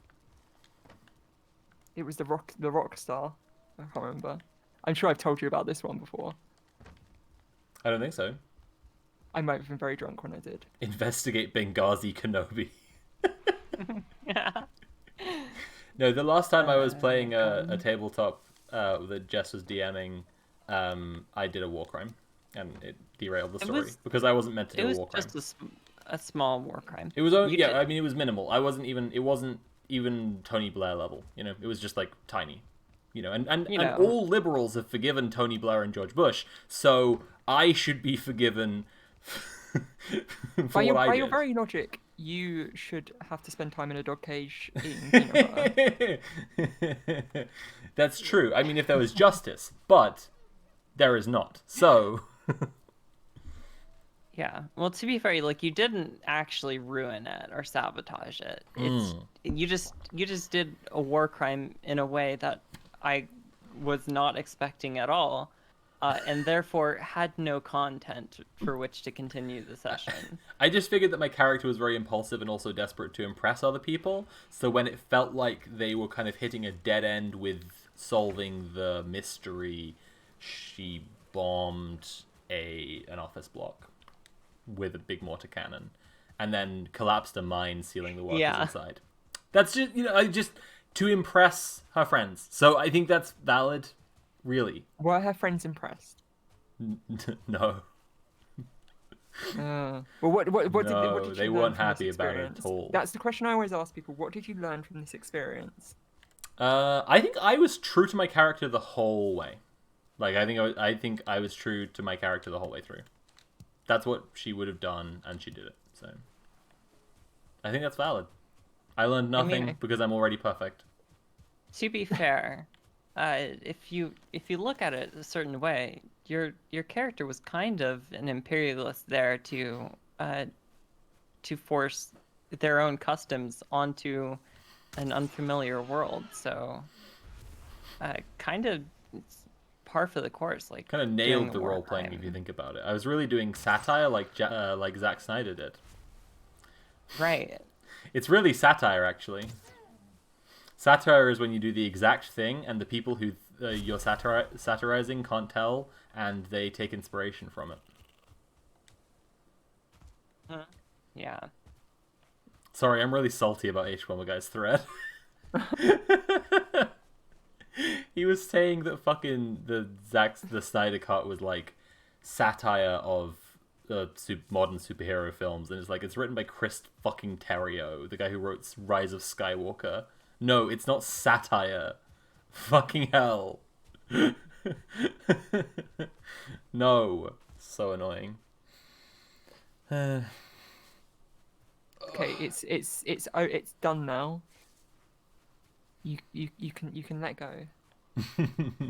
I can't let go. I'm probably gonna have to do a commentary track for the Snyder Cut.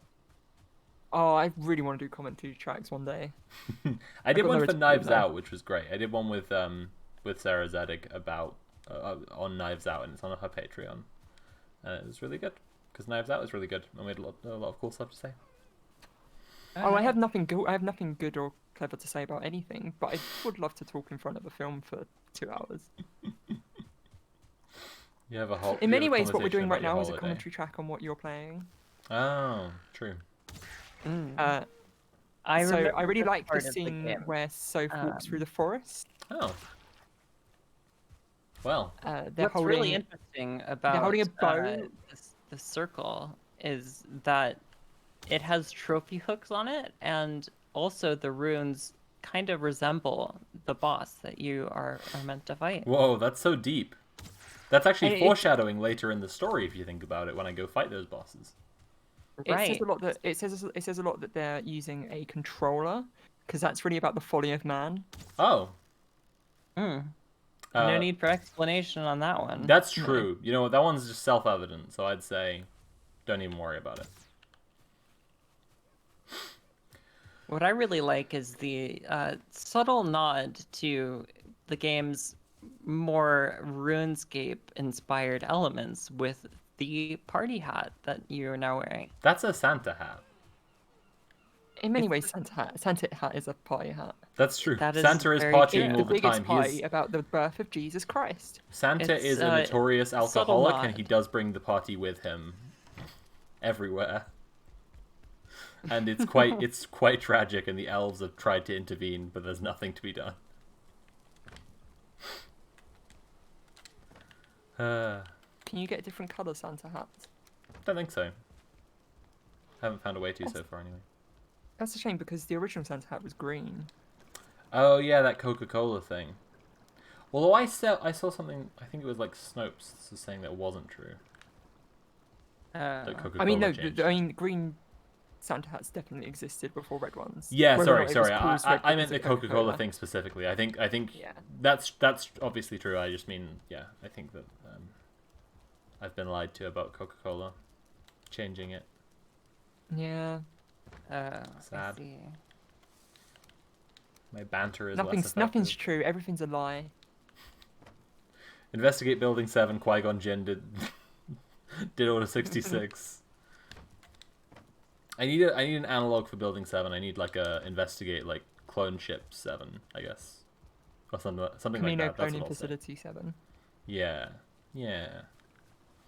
something like that. The H-bomb villain arc. Jesus Christ. Oh god. I mean, say what you want about Zack Snyder. 300 is fascist propaganda that they screened to troops going into the Iraq War to hype them up to kill brown people.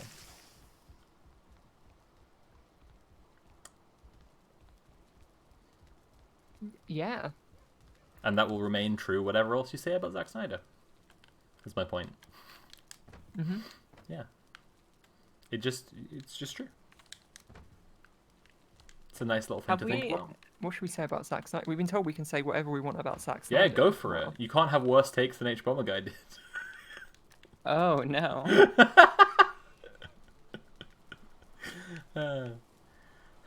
I'm sounding really bothered, and I'm not. I'm just riffing on it. I think people take like online beef way too seriously, and I just wanted to like be clear that like no matter how atrocious, and they are atrocious, his opinions are. That doesn't mean I like hate him as a person or something which people seem to weirdly like read into like Twitter beefs and stuff. It's just like no, like right. He's allowed to be wrong about stuff. In fact, I'm like bothered by him being like egregiously wrong about something because I like him, because he's cool, like, you know, because he usually does good things. It's all lighthearted, right? Except, of course, for Qui-Gon Jinn's alleged connections to Master Sifo Dyas and the construction of an illegal clone army. I'm just asking questions about Darth Plagueis, and we don't have the answers, but we have a lot of questions. And you know, we have those questions because the liberal Jedi media won't tell you that story. If they would come clean, we would have those answers. But it's not a legend the Jedi would tell. So.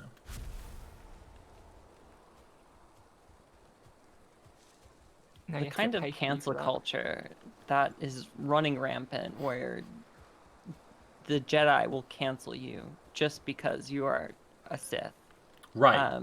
Or because someone who's been with the Jedi a long time, someone who trained Qui-Gon Jinn even, speaking of Qui-Gon Jinn, right, is a Sith now, suddenly he's cancelled. In many ways, being a Sith is harder than being a Jedi under Order 66. Right. In many ways, they are very comparable. I've heard that the Jedi can mind control you. Oh. This one all actually gets sinister. I just realized on that specific one, I've realized that this gets sinister because like George Lucas named them Jedi. Jedi is just the Chinese word for Jews. The like Holocaust thing he was doing was just very one for one. George Lucas is a hack, is the thing that we need to understand. Like he doesn't have a subtle bone in his hack body. Like he just every single thing, like everything from like the Gungans being very obviously meant to be like Caribbean guys, from like even their ears are meant to look like big dreadlocks, and it's like Ganjin, you know, that's the thing they're going for there. It's like everything in it like is so much all the time. Plus, like, speaking of the Jedi mind tricks, they only work on the simple-minded, which is like also not only like ableist, but also separated into certain like species are I know there are some species that just aren't like, oh my god, some species are just high IQ enough to resist the Jedi's. It's like, oh, I don't like this. Yeah, Qui-Gon Jinn doing a mind trick on the leader of the Gungan people.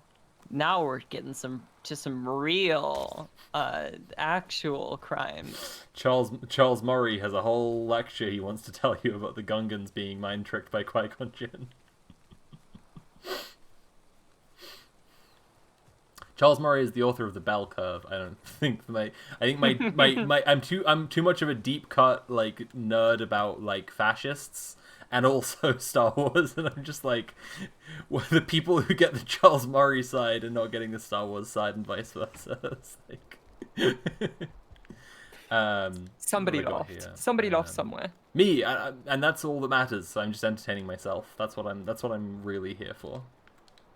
Did Jo take everything from these chests? No, she's left everything.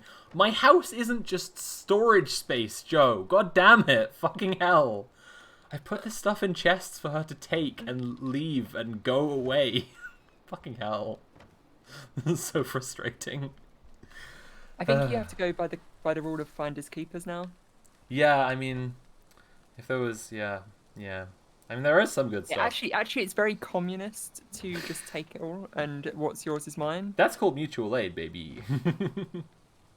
Me stealing Jo's stuff, that's called mutual aid. From her to me. Anything I could feed to these boars? Nah. Nothing good. Nothing good. They don't even like meat. Rubbish. It's impressive how thoroughly Jo swept through your game like a chaos hurricane. It's true. She came in and killed my boars and demolished parts of my house. She destroyed my indoor fireplace.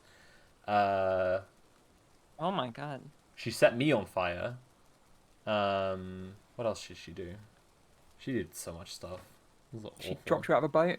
She dropped out of a boat. Fucking dropped me out of a boat. Unbelievable. Classic Jo. Classic Jo move.